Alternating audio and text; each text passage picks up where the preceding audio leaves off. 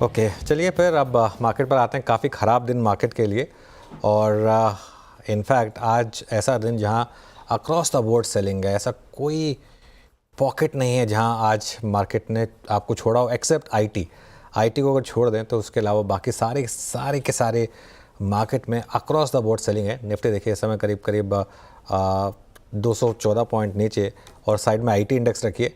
Just to put things in perspective कि अगर IT यहाँ पर सपोर्ट ना कर रहा होता तो मार्केट और कितना गिर सकता था। 1% आईटी इंडेक्स ऊपर है उसके बावजूद इस तरीके का मूव। और एचडीएफसी बैंक इसने गिराया मार्केट को, खासतौर से बैंक निफ्टी को। तो बैंक निफ्टी का प्रेशर और बैंक निफ्टी में सबसे ज़्यादा प्रेशर एचडीएफसी बैंक का, और फिर से वही 20 डे हॉल्ट की प्रॉब्लम बैंक निफ्टी पर, एचडीएफसी बैंक पर। मिड कैप और स्मॉल कैप अब तक आउट परफॉर्म कर रहे थे, मिड कैप स्मॉल कैप, लेकिन आज वहाँ भी गिरावट, करीब 1:3 का एडवांस डिक्लाइन यहाँ पर। और क्लियरली आज जो एक out of the syllabus market को सुबह सुबह न्यूज़ मिली वो बजाज ऑटो की कमेंट्री थी। उसने काफ़ी मार्केट का सेंटिमेंट, ओवरऑल मार्केट का सेंटिमेंट काफ़ी हद तक ख़राब किया। Harshita Veeru, good afternoon. Good afternoon Anuj. ये मूड बिगाड़ने में तो सबसे आगे है। क्या जो नर्वसनेस इससे पैदा हुई है वो आगे बरकरार रहेगी, क्योंकि बाकी ऑटो कंपनियों पर भी धक्का लगा है, तो is the worst yet to come? देखिए मैं एक चीज़ सिंपल अगर उस परिभाषा में समझेंगे तो पहले तो बजाज ऑटो का फैक्टर कितना बड़ा रहा है ये समझना ज़रूरी है। ऑब्वियसली वो तो दिख रहा है आपको स्क्रीन पर कि बजाज ऑटो 12% गिरा, ऑटो इंडेक्स गिरा, सारे के सारे ऑटो इंडेक्स गिरे उसकी वजह से। लेकिन मेरा ये मानना है कि ये पूरे मार्केट के लिए इसने आज सेंटीमेंट ख़राब किया है। अकेला ये नहीं, क्योंकि बजाज ऑटो ने ये नहीं कहा कि सिर्फ हमारी सेल ख़राब हुई है, पूरी इंडस्ट्री के बारे में उन्होंने कहा कि पूरी इंडस्ट्री जो है वो काफ़ी वीक रही है सेल्स, और पहले 2 हफ्ते इकोनॉमी के लिए काफ़ी ख़राब है। मतलब वो फेस्टिव सीज़न काफ़ी ख़राब है। अब अगर फेस्टिव सीज़न पर बजाज ऑटो के लिए ख़राब है और पूरी ऑटो इंडस्ट्री के लिए ख़राब है तो इसका मतलब बाकी इंडस्ट्री के लिए भी ख़राब है ना। अब ऐसा तो हो नहीं सकता कि लोगों ने सिर्फ बाइकें खरीदने बंद कर दी, बाकी चीज़ें एज इट इज़ कर रहे हैं। तो ये आई थिंक अब हो सकता है कि ये रीड थ्रू मार्केट का गलत हो सकता है मार्केट को एक ट्रिगर चाहिए हो अपना दोबारा उस बॉटम को टेस्ट करने के लिए। जब बार बार बात करते हैं कि पुराना बॉटम एक बार वापस टेस्ट होता है, हो सकता है मार्केट ने एज अ ट्रिगर यूज़ किया हो, लेकिन आज इसने इम्पैक्ट डाला है। और वैसे भी कंसिडरिंग कि एक जो अर्निंग सीजन है वैसे ही हम एक्सपेक्ट कर रहे थे कि काफ़ी ठंडा रहने वाला है इसके लिए, तो उसका इम्पैक्ट मैं कहूँगा काफ़ी हद तक आज की मार्केट में है, बिल्कुल है। फिर ऐसे में अनुज सवाल यही उठता है कि आप पोजीशन क्या लेके जाएंगे, क्योंकि सब लोग इंतजार कर रहे हैं कि कब ये बिकवाली थमती हुई दिखाई देगी। अब हर रोज एक नया बहाना मिल रहा है जो बाजार को और नीचे पुश कर रहा है। तो फिर आज के लिए पोजीशन क्या है, कंसिडरिंग एक तो लकीली आज वो एक्सपायरी वाला दिन है, होपफुली कल स्थिति इतनी बुरी ना हो। देखिए हर्षिता, कल मैं एक क्रिकेट परिभाषा यूज़ की थी मैंने मार्केट के लिए, और बहुत लोगों को थोड़ा अजीब लगा था। और आज देखिए इंडिया 46 पे all out. I saw that 46 all out India. और फिर दिक्कत पता क्या थी, वो विकेट ऐसा था। भाई वो विकेट ऐसा था, उसमें आप 46 पे ऑल आउट हो गए। अब 46 पे ऑल आउट हो गए, अब चांस ही नहीं बचा मैच जीतने का। यही बात मैं बार बार कह रहा था कि इस मार्केट में ना आप टेस्ट मैच खेल रहे हैं, विकेट बचा के खेलिए, विकेट बचा के खेलिए। क्या होगा अगर कुछ दिन आप ट्रेडिंग नहीं करेंगे तो क्या हो जाएगा, कोई आसमान तो फटेगा नहीं। एनीवे, अब आपने बात की है, एक उम्मीद है, उम्मीद पे दुनिया कायम है कि 24,700 का डबल बॉटम शायद बने। अगर 24,700 का डबल बॉटम बना तो ठीक है, अगर नहीं बना तो मार्केट में फिर हो सकता है कि बड़ी गिरावट भी आ जाए, ये पॉसिबल है। और बुल्स के लिए सिर्फ एक शेयर काम कर रहा है, वो है इन्फोसिस। इन्फोसिस के अलावा और कोई शेयर काम नहीं कर रहा। अब अपसाइड के लिए 24,900 क्रॉस करना बहुत ज़रूरी है। मैं तो फिर कहूँगा बॉटम पकड़ने की कोई ज़बरदस्ती नहीं होनी चाहिए। जहाँ भी हो बॉटम, उससे कुछ फ़र्क नहीं पड़ता। मार्केट एक बार साइन दे दे कि करेक्शन ख़त्म हुई और आगे मार्केट चलने को तैयार है, उसके बाद आप पोजीशन लें तो वो ठीक रहेगा। हाँ, ये बात मैं ज़रूर कहूँगा, बीच में मैंने एक व्यू लिया था कि मार्केट में अब करेक्शन ख़त्म हुई और अब आप एक पोजीशन लॉन्ग की लीजिए, लेकिन उसमें मैंने स्टॉप लॉस बहुत क्लियरली मेंशन किया था कि अगर रीसेंट लो टूटेगा तो उससे बाहर होएंगे। फिर बैंक निफ्टी की जहाँ तक बात है, बैंक निफ्टी में एक 20 डेमा के हॉल्ट का एक कंफर्मेशन यहाँ पर मिल रहा है बैंक निफ्टी में, कि लग रहा है कि 20 डेमा के आसपास यहाँ पर, और इवन एचडीएफसी बैंक में वो 20 डेमा का लेवल जो है वो काफ़ी इंपॉर्टेंट लग रहा है। और यहाँ पर एक 51,000 का एक 100 डे एक्सपोनेंशियल मूविंग एवरेज है, वो एक क्रूशियल सपोर्ट है। और उसके बाद 50-200 से 50-500 अगर 51,000 के नीचे हम फिसलने शुरू हुए तो बस उम्मीद करें कि उस तरह की स्थिति ना देखने को मिले। लेकिन देखिए 750 के नीचे एक बार फिर निफ्टी टेस्ट कर रहा है अपने लिमिट्स को। ध्यान रखिएगा 24,742 लो था जो आज कुछ ही देर पहले हमने देखा है। वीरू, गुड आफ्टरनून, बताइए क्या दिख रहा है आज एक्सपायरी वाले दिन स्टॉक्स में? Good afternoon Harshita, good afternoon अनुज। बहुत दूर तक नहीं दिख रहा है हर्षता, बस थोड़ा सा हाथ पैर मारने की कोशिश कर रहे हैं। बट एक दो स्किप्स में आई थिंक कहना चाहूँगा जो कि अच्छा कर रही हैं इस आई थिंक बहुत ही निगेटिव एनवायरनमेंट में। अनुज ने इन्फोसिस का जिक्र कर दिया तो मैं रिपीट नहीं करूँगा, but Tech Mahindra other than that at 1688 poised अच्छा है। अपनी वो जो ब्रेकआउट चैनल थी 1650 के ऊपर, उसके ऊपर ट्रेड कर रहा है। और बड़ी बात यह है कि 9% का OI gain on the long side ऐसे बाजार में, और आज का लो 10 डे एक्सपोनेंशियल मूविंग एवरेज। तो जहां स्ट्रेंथ है वो ये कुछ 2-3 तबके हैं। टेक महिंद्रा, ये टेक महिंद्रा हो गया। और हर्षदा, ये बैंक निफ्टी का आप समझ लीजिएगा कि 530 पॉइंट्स का कोलैप्स है, उसके बावजूद एक structure that state bank of India मेरे ख्याल से जेन्युइन बाइंग विटनेस कर रहा है ये स्टॉक। और ये ऐसा नहीं है कि सिर्फ आज का सिनारियो है, ये कल भी स्ट्रॉन्ग क्लोज हुआ था अबव ऑल मूविंग एवरेजेस, ये परसों भी क्लोज हुआ था, ये उससे एक सेशन पहले भी क्लोज हुआ था। ये वीकली चार्ट पे एक बड़ा आई थिंक टर्न है। मैं ये सिर्फ डे ट्रेड के पर्सपेक्टिव से नहीं कर रहा हूँ, मैं शायद थोड़ा सा जो लोग वैल्यू बाइंग कर रहे हैं उनके पॉसिबली उनका पर्सपेक्टिव है, बट SPI चार्ट्स पे एक डिफरेंशियल क्रिएट कर रहा है और एक मेगा शॉर्ट कवरिंग है। आप एक ऐसे दिन जब इंडेक्स इटसेल्फ 545 पॉइंट नीचे है, 30 लाख शेयर OI में शेड हुए हैं, 3%, दैट्स ह्यूज हर्षदा। आपके लिए कुछ इंटरेस्टिंग ट्रेड्स लेकिन आपके लिए स्क्रीन लेकर आते ट्रेंडिंग काउंटर्स के। और आज अनफॉर्चुनेटली वो ज़्यादा बिकवाली की तरफ ही काटा पॉइंट कर रहा है। आप देखिएगा कई सारे ऐसे पॉकेट्स हैं जहां पर खासी वीकनेस, खासी गिरावट है। अनडाउटेडली आज बजाज ऑटो को सबसे ज़्यादा हिट पड़ा है, 12% अब नीचे कैश में। श्रीराम फाइनेंस, हीरो मोटो, नेस्ले इंडिया ये दूसरे लूजर्स हैं। नेस्ले के नंबर्स ने भी निराशी किया है। ओबरॉय रियल्टी में 6% का नॉक पिरामिल, दीपक नाइट्राइट, भेल जैसे काउंटर्स हैं जिनमें 4% की करेक्शन देखने को मिली है। लेकिन जैसे अनुज कह रहे थे, सेविंग ग्रेस टेक्नोलॉजी है और इन्फोसिस खास तौर से वो 2% से ज़्यादा ऊपर। टेक महिंद्रा भी पॉजिटिव साइड पर। SBI और LNT में हम देख रहे हैं हल्की सी बढ़त पर कारोबार है। आज एम्फोसिस में तेजी, बिरला सॉफ्ट में मोमेंटम था जो अब फ्लैट हो चुका है। इंडिया मार्ट भी फ्लैट होता हुआ और नैल्को अपने गेंस को होल्ड कर पाने में कामयाब है। ये आपके लिए अब तक का हाल। चलिए फटाफट से हमारे जानकारों को जोड़ना शुरू करते हैं। फंडामेंटल्स पर हम चोला सिक्योरिटीज के धर्मेश कांत से करेंगे बातचीत। टेक्निकल कॉल्स के लिए हमारे साथ प्रकाश गाबा, मानस जायसवाल, प्रशांत सावंत, सचिदानंद उत्तेकर, सोनी पटनायक और रुचित जैन है। 2:20 पर TV18 के सहयोगी सुदर्शन को जोड़ेंगे जो आपको एग्जैक्टली बताएंगे कि बजाज ऑटो ने अपनी कमेंट्री में क्या नेगेटिव्स हाईलाइट किए हैं। 2:30 पर सोनल से डिटेल समझेंगे कि सिटी गैस कंपनियों के लिए अब मुश्किलें क्यों बढ़ती दिखाई दे रही हैं। आज फिर से इन स्टॉक्स में बिकवाली का दबाव बना है। 2:45 पर फिर कल आने वाले नतीजों पर focus. Tata consumer, Oberoi realty के नंबर्स पर हम कंचन को जोड़ेंगे और दीपाली आपको बताएंगे कि ICICI लॉम्बार्ड से मार्केट क्या एक्सपेक्ट करेगा। 2:50 पर मार्केट बिग बॉयस में मोतीलाल ओसवाल AMC के MD और CEO प्रतीक अग्रवाल जुड़ेंगे। 3 बजे यतिन से एक डीलिंग रूम का जायजा लेंगे। फिर BTST STBT ट्रेड्स, क्लोजिंग की रणनीति और क्लोज की तरफ बढ़ेंगे। ओके, चलिए अब हमारा पैनल तैयार है और उनसे ट्रेड्स लेते हैं इस समय की। आप सभी को गुड आफ्टरनून। गाबा सर बताइए आपका trade. Good afternoon to you. मेरा एक ट्रेड है जिसमें एक इनहेरेंट स्ट्रेंथ नजर आती है और स्टॉक का नाम है LNT।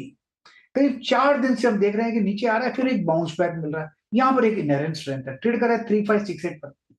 मेरे ख्याल से स्टॉप होना चाहिए 3550 का, करीब 18 रुपए का। अपसाइड टारगेट 3620 मेरे ख्याल से लगते हैं, तो वहां तक जा सकता है LNT। Very good chance. Sachidanand, good afternoon, आपका trade. Good afternoon, Archana. Good afternoon, Anuj ji, and good afternoon to all the panelists. जो फर्स्ट चॉइस थी LNT वो सर ने ऑलरेडी कवर कर ली है।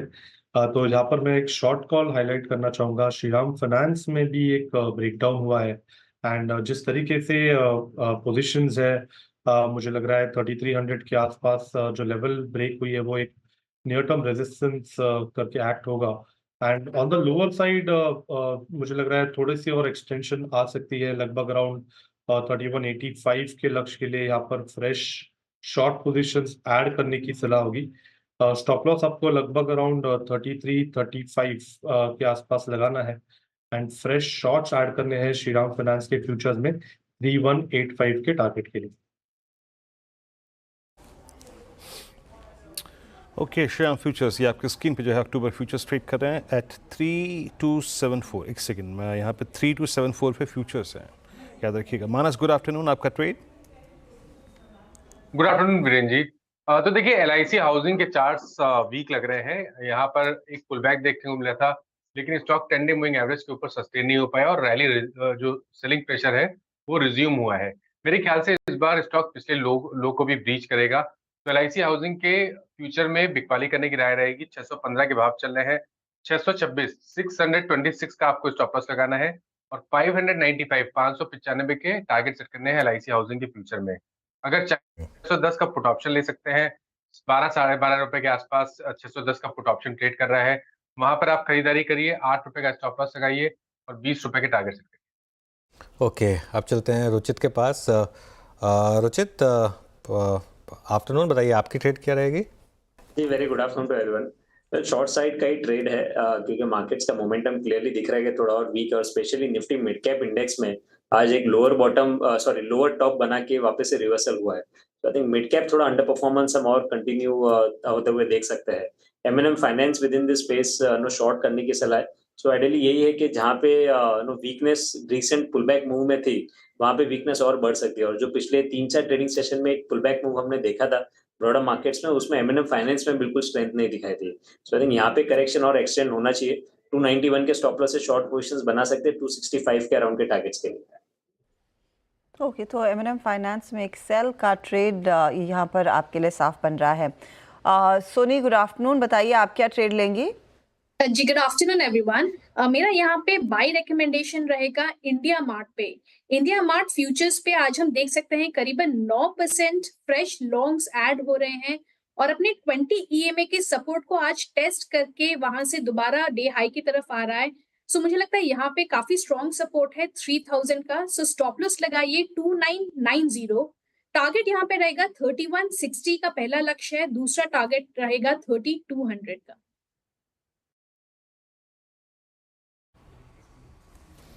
ओके, इंडिया मार्ट पे बाय कॉल 3056 पे। अब चलते हैं धर्मेश जी के पास। धर्मेश जी, गुड आफ्टरनून। आपका टेक मार्केट पे और जिस प्रकार की कमेंट्री बजाज ऑटो ने प्रोड्यूस की और बताई मार्केट में, जिसको सेंस करके आज अपने रिएक्शन दिया है, आप इस वक्त आपकी शॉपिंग लिस्ट में क्या अपीयर हो रहा है इस प्राइस डैमेज के बाद आज?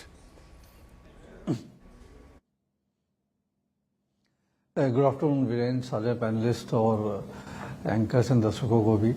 हालांकि मार्केट के हिसाब से आफ्टरनून थोड़ा सा फायरवर्क्स के साथ चल रहा है। दिवाली के फायरवर्क्स पहले से चालू हो गए। देखिए, बजाज ऑटो की जो कमेंट्री थी वहां पे जो मार्केबल बात ये था कि 1 से 2% का वो ग्रोथ बता रहे हैं। इसमें कैच पॉइंट ये है कि डीलर्स के पास इन्होंने पहले ही काफी इन्वेंट्री बिल्टअप कर दिया था और अभी नया ट्रेड इनको मिल नहीं रहा था। सो वहां पे सेल्स में इनको तकलीफ आ रही थी और डीलर के पास भी काफी ज्यादा डिस्काउंट ऑफर हो रहे हैं। तो एक ऑटोमोबाइल सेक्टर में तो प्रेशर पहले से दिख रहा था और सीजनैलिटी भी होती है कि 1-2 साल के जो इनका साइकिल चलता है उसके बाद थोड़ी बहुत यहाँ पर बेस इफेक्ट की प्रॉब्लम आती है। तो वो अभी लगता है कि 1-2 क्वार्टर तक ये स्ट्रेच करेगा। कमोडिटी प्राइसेस भी हाई हैं। तो ओवरऑल जैसा अनुज थोड़ी देर पहले बता रहे थे कि बाकी सब सेगमेंट में भी प्रॉब्लम देखने को मिलेगी, जो कि अभी तक नतीजे आए वहां पर दिख रहे हैं। मेरे हिसाब से मार्केट का ब्रेक और मेक डिपेंड करता है कि आज इन्फोसिस और विप्रो के जब नतीजे आते हैं तो कल कैसा रहता है। अगर उन्होंने मार्केट को सहारा दिया तो ठीक है, अदरवाइज स्लाइड तो कंटिन्यू रहेगी। शॉपिंग लिस्ट काफी डिफिकल्ट हो रखा है यहाँ पे। बैक टू पुराने जो सेक्टर्स थे, जैसे डिफेंस हो गया, रेलवे इंफ्रा हो गया, वही पर फोकस है। हालांकि एक स्टॉक जो अभी इस वक्त मैं हाईलाइट करना चाहूंगा वो स्पेशलिटी केमिकल्स है, हिमाद्री स्पेशलिटी। नतीजे काफी अच्छे आए थे। रेवेन्यू आप देखिए 13% से ग्रो किया था। एबिटा इसका जो है वो करीब 32% से ग्रो किया था। प्रॉफिटेबिलिटी 34% से ग्रो की थी और साथ में जो इनके मार्जिन है, ऑपरेटिंग मार्जिन, वो भी इंप्रूव होकर 18.31% आए थे। ऑलमोस्ट 2.61% का ईयर ऑन ईयर ग्रोथ था। कंपनी ऑलरेडी कोल tar डिस्टिलेशन और कार्बन ब्लैक वाले के काम करते हैं। साथ में इन्होंने ईवी के बैटरी मैन्युफैक्चरिंग के लिए कैपेसिटी डाल रहे हैं और ईवी के जो कार्स बनते हैं उसका टायर भी बना रही है। तो फ्यूचर विजिबिलिटी काफी स्ट्रांग है। आज का जो गिरावट है इसमें खरीदारी करनी चाहिए। ट्रेडिंग के लिहाज से 710 से 720 का टारगेट प्राइस निकल के आता है। ओके, हिमाद्री केमिकल्स ये है एक पिक। अच्छा, आज का टॉप गेनर है एम्फेसिस। एक बार उसका चार्ट देखते हैं, इंटरडे में लेकर आइए चार्ट एम्फेसिस का, और इस पर एक व्यू लिया जाए यहाँ पर। सचिन, एम्फेसिस क्या 52 वीक हाई की तरफ चलेगा अब ये स्टॉक?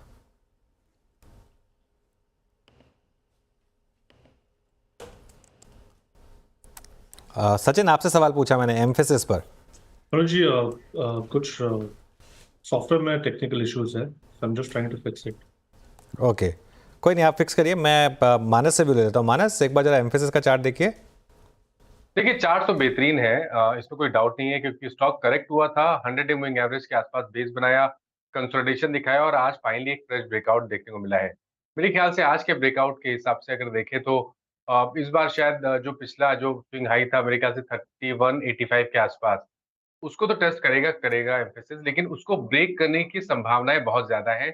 उम्मीद कर सकते हैं कि अगर एक पोजिशन व्यू लिया जाए तो यहाँ पर आप 3400 रुपए के एक पोजिशन टारगेट सेट कर सकते हैं। करंट लेवल्स पे खरीदारी करिए और 29-25 पे एक पोजीशन स्टॉप लॉस लगा के रखिए। मैं दो स्टॉक्स आज ग्रीन में लेके चल रहा हूँ। पहला है LTI माइंट्री और दूसरा है एम्फेसिस। ये दो स्टॉक्स बेसिकली रीड थ्रू है TCS के नंबर्स का, वो इन दोनों कंपनियों के लिए अच्छा है। क्यों? क्योंकि TCS ने एक चीज़ कही है कि BFSI सेक्टर जो है वो उनके लिए अच्छा रहा, और LTI माइंट्री और एम्फेसिस दोनों का BFSI में बड़ा एक्सपोजर है। एम्फेसिस का तो बहुत ही बड़ा एक्सपोजर है। जो ग्रोथ है उसको लीड किया है TMT ने, जो 5.6% बढ़ा है, और BFS वो करीब 3.2% बढ़ा है QOQ। अच्छा, एक और रीज़न है जो मैं एम्फेसिस में थोड़ा सा पॉजिटिव हूँ, क्योंकि इसकी मैनेजमेंट ने कहा है कि जो उनका सबसे बड़ा क्लाइंट है BFS, वो इस साल रिकॉर्ड स्पेंड करने वाला है। आज का टॉप F&O गेनर है एम्फेसिस, अब करीब 3% ऊपर। और ये जो हमारी बात हुई थी कि TCS के नंबर्स के बाद का रीड थ्रू कि अगर BFSI की कमेंट्री अच्छी है तो एम्फेसिस, जिसका सबसे ज़्यादा बड़ा BFSI एक्सपोजर है, वो पॉजिटिव होगा, तो उसका एक इम्पैक्ट यहाँ पर आपको ट्रेड में दिखाई देगा।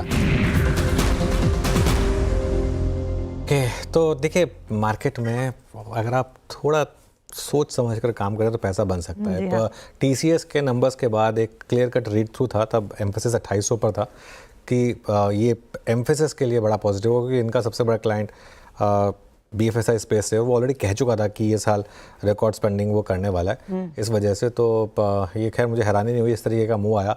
अब आज LTI माइंट्री के नंबर्स देखते हैं वो किस तरीके से नंबर्स लेकर आएगा, और उसके बाद नंबर्स देखेंगे TCS के, सॉरी इन्फोसिस के और विप्रो के। हाँ, और विप्रो के। एक चीज़ हो सकती है, विप्रो ने बोनस की अनाउंसमेंट की तो विप्रो उसकी वजह से चल गया था। अगर नंबर ख़राब आए ना विप्रो के तो विप्रो गिरेगा, क्योंकि काफ़ी चल चुका है।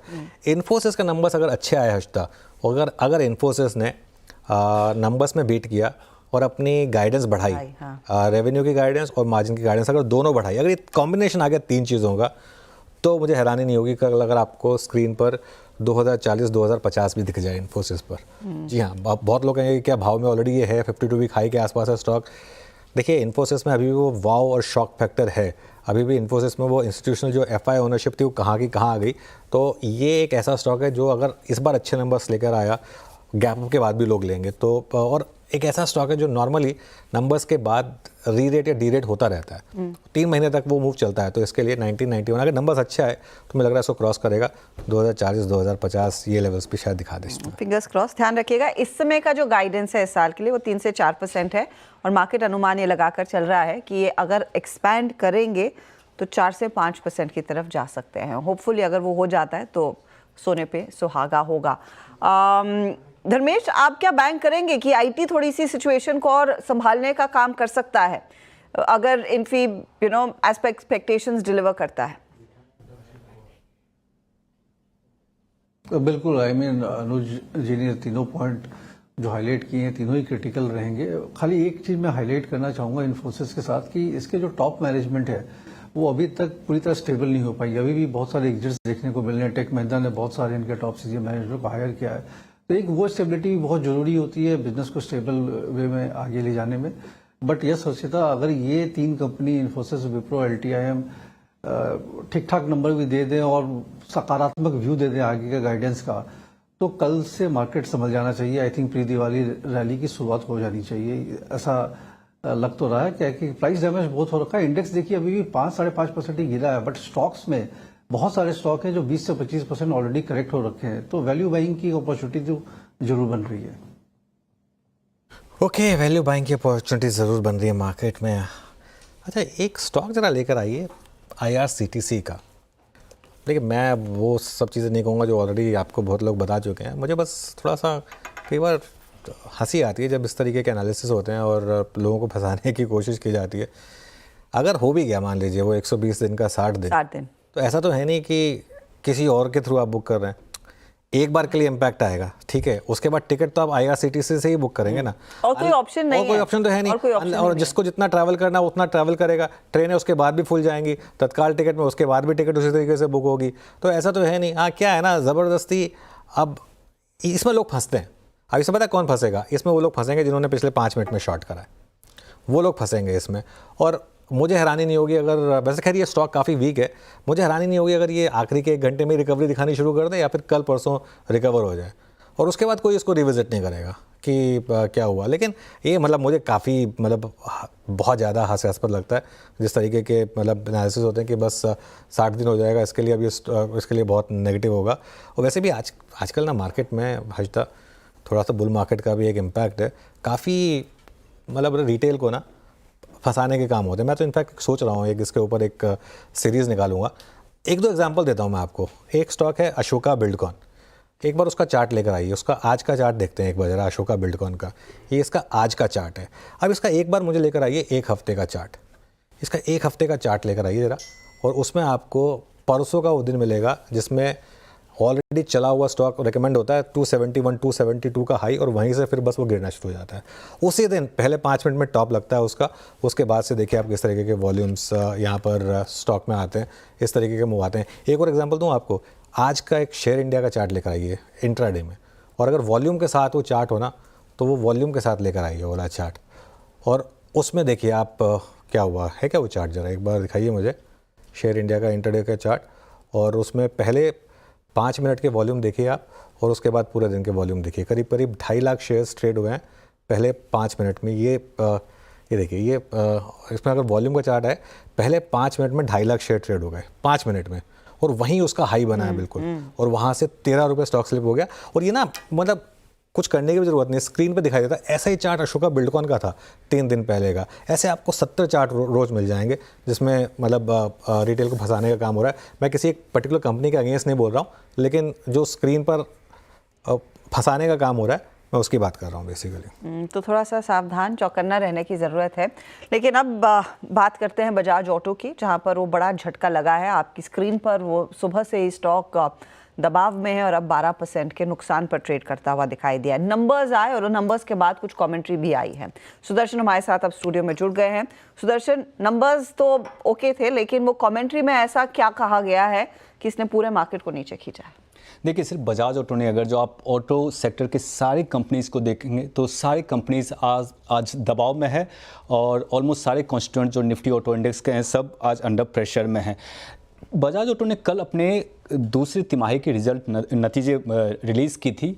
नतीजे जो थे वो अनुमान के मुताबिक थे, लेकिन मार्केट को जो चीज़ सरप्राइज़ किया है वो कमेंट्री है। उस पर मैं उससे पहले स्टॉक परफॉर्मेंस देख लें।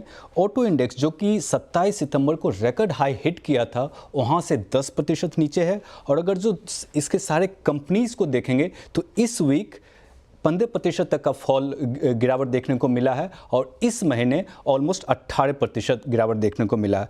अब आते हैं उसके बारे में जिसके कारण मार्केट सरप्राइज था, जो कि बजाज ऑटो की कमेंट्री थी। बजाज ऑटो क्या बोलती है, यह मतलब फॉल के क्या क्या कारण हो सकते हैं। पहला है त्योहारी बिक्री अनुमान से कम होना। रिटेल रजिस्ट्रेशन जो कि वाहन डेटा में आप डेली ट्रैक कर सकते हैं, वहाँ पे उसके बारे में बजाज ऑटो ने बताया है कि फर्स्ट हाफ जो फेस्टिव सीजन है 15 अक्टूबर तक, वहाँ पे टू व्हीलर इंडस्ट्री का ग्रोथ सिर्फ 1 से 2% रहा है, जहाँ पे कंपनी का एक्सपेक्टेशंस था पूरे फेस्टिव सीजन का ग्रोथ का वो था 5 से 6% का। और ब्रोकरेजेस अपने जो अनुमान में फैक्टर इन किए हैं वो है 8 से 10% तक का। दूसरा कारण जो है इन्वेंट्री, लास्ट 2-3 महीने में इन्वेंट्री बिल्डअप बहुत ज़्यादा हुआ है, जो कि सारे ऑटो बॉडीज़ भी Q2 नतीजों के पहले बता रहे थे। तीसरा रॉ मटेरियल कॉस्ट या बोलते हैं कच्चे माल के दाम जो हैं वो भी लास्ट 2-3 महीने में बहुत तेज़ी से ऊपर बढ़ी है। एक कारण जो है Hyundai IPO का ठंडा रिस्पांस, हालांकि Hyundai IPO फुली सब्सक्राइब हो चुका है, बट अगर जो रिटेल पोर्शन देखते हैं तो वो अभी भी 50% से नीचे है। और लास्ट है रिच वैल्यूएशंस। अगर जो आप सारे कंपनीज का FY26 का पी लास्ट 5 साल के औसत से कंपेयर करेंगे तो सारी कंपनीज के वैल्यूएशन रिच हैं। फॉर एग्जांपल अगर जो बजाज ऑटो को लेते हैं तो FY26 पी है 28 टाइम्स और 5 साल का औसत है 20 टाइम। M&M का similarly 26 time against 17 times, Hero Moto का 20 टाइम्स अगेंस्ट 18 टाइम। सो मोटा मोटी ये सब कारण है, सिर्फ बजाज ऑटो का नहीं, सारे ऑटो शेयर्स का आज अंडर प्रेशर में रहने का। ओके, बिल्कुल सुदर्शन, शुक्रिया। तो बजाज ऑटो ही नहीं, बाकी सारे स्टॉक्स भी इस समय प्रेशर में है। गाबा सर, कोई स्टॉक लेंगे इस प्रेशर में? ना, बिल्कुल नहीं, बिल्कुल नहीं। अभी इनको पहले सेटल होने दो। अब इसका डाउनफॉल तो शुरू हुआ है। शायद पिछले हफ्ते हमने बात की थी बजाज ऑटो को, अब तो मुझे लगता है ये 10,000 भी चला जाएगा बजाज ऑटो, शायद 9,500 भी आ सकता है, वहां पर सपोर्ट है। पहले उसको सेटल होने दो। आज इतनी गिरावट आई है, gap down, I think I leave it alone. कि मीनवाइल एक बार आप IRCTC वापस लेकर आइए जरा स्क्रीन पर, और जरा उसका चार्ट देखते हैं। ये देखिए, ये जो इसका टिक बाय टिक देखेंगे ना, एक बार लो लगाया इसने 863 का, 10 रुपये रिकवर हो चुका है। अब आप सोचिए अगर आपने 863 पे शॉर्ट कर दिया तो उस फनी से लॉजिक पे कि वो कंपनी, मतलब एक्सप्लेनेशन तो ऐसे दी जाएगी जैसे कि कंपनी बंद हो जाएगी। ऐसे नहीं होता है। हाँ, ऑब्वियसली स्टॉक ऑलरेडी काफ़ी वीक है इस वजह से, लेकिन मेरे ख्याल से इस न्यूज़ के ऊपर इतना गिरने का मतलब नहीं था। मार्केट भी वीक है, स्टॉक वैसे ही वीक है इसकी वजह से, लेकिन लोअर लेवल से ऑलरेडी थोड़ी सी रिकवरी आ गई और मुझे हैरानी नहीं होगी अगर दिन के एंड तक यहाँ पर आपको और शॉर्ट कवरिंग भी देखने को मिल जाए, क्योंकि ये मुझे नहीं लगता कि इतना बड़ा नेगेटिव है जितना इसको बनाया जा रहा है। अनुज, क्या यहाँ पर ये हो सकता है कि आपके पास पहले 120 दिन होते थे प्री बुक करने के लिए, अगर उन 120 दिनों में मेरे को शायद एक सस्ती फ्लाइट टिकट मिल जाए तो आई थिंक वो इंडिगो के लिए पॉजिटिव उभर कर आएगा। IRCTC के लिए शायद कुछ ज़्यादा डिफरेंस ना हो, लेकिन एक दूसरा विकल्प खुल जाएगा। लेकिन कितना खुलेगा, that's all. I am not justifying anything, but मैं लॉजिकली वही कर रही हूँ कि अगर मेरे को मौका मिलता 120 दिन पहले टिकट बुक करने का और ट्रेन में नहीं मिल रहा है तो क्या मैं फ्लाइट ना चेक कर लूँ? देखिए हर्षिता, ये ना लॉजिक पहले यूज़ होता था, अब तो ये अभी नहीं, अभी तो होता। अब फ्रैंकली ना, अब जिसकी एस्पिरेशन है ना फ्लाइंग करके जाने की, वो फ्लाई करके जाएगा। हाँ, ठीक है ना। ट्रेन में 2 तरीके के लोग जाते हैं, या तो जो अफोर्ड नहीं कर सकते हैं, या वो लोग जाते हैं जिनको ट्रेन में ही जाना होता है, उनको फ्लाई करके नहीं जाना होता। बहुत सारे लोगों को मैं जानता हूँ जो अफोर्ड कर सकते हैं फ्लाइट, लेकिन वो ट्रेन में जाते हैं। ठीक है ना। तो इसकी वजह से, लेकिन पॉइंट ये था कि अगर आप कोई भी स्टॉक में शॉर्टिंग या लॉन्ग कर रहे हैं तो वो आप किस लेवल पे कर रहे हैं। एग्जैक्टली। मैं मेरा पॉइंट ऑफ व्यू उसको लेके था।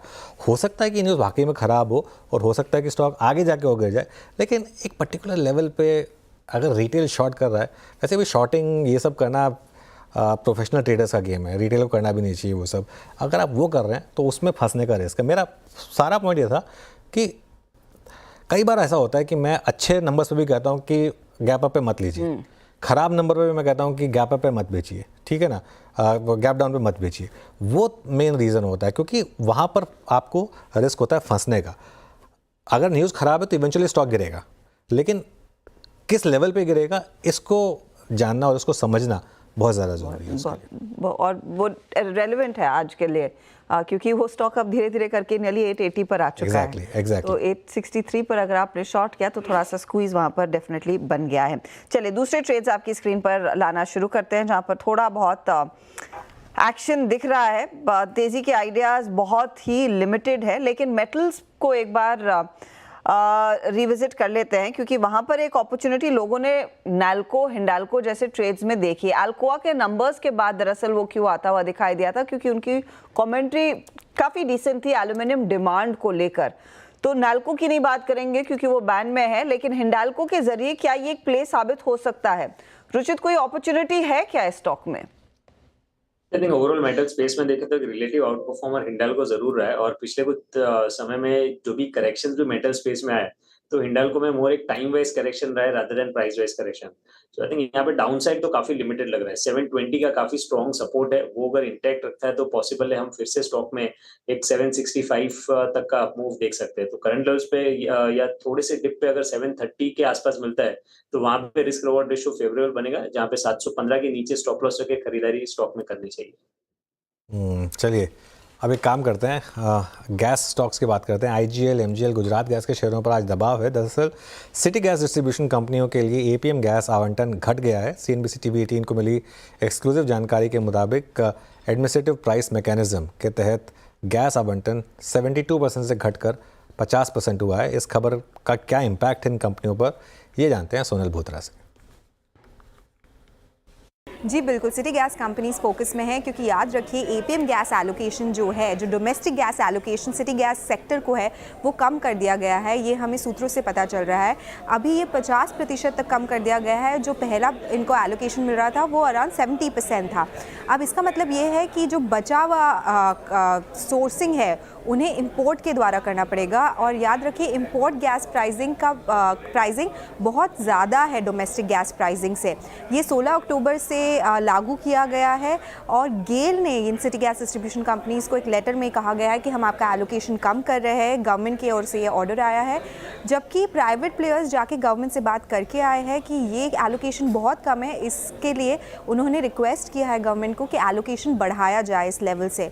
But the impact will be कि मार्जिन पे प्रेशर पड़ेगा, क्योंकि ये कट बहुत बड़ा है। स्टार्टिंग ऑफ द ईयर में टोटल एलोकेशन डोमेस्टिक गैस का 80% के करीब था, और अभी ये 50% पे लाया गया है। तो ये सिंगल बिगेस्ट कट हम देखेंगे एलोकेशन में, क्योंकि कोविड की वक्त मोर देन 100% भी था एलोकेशन।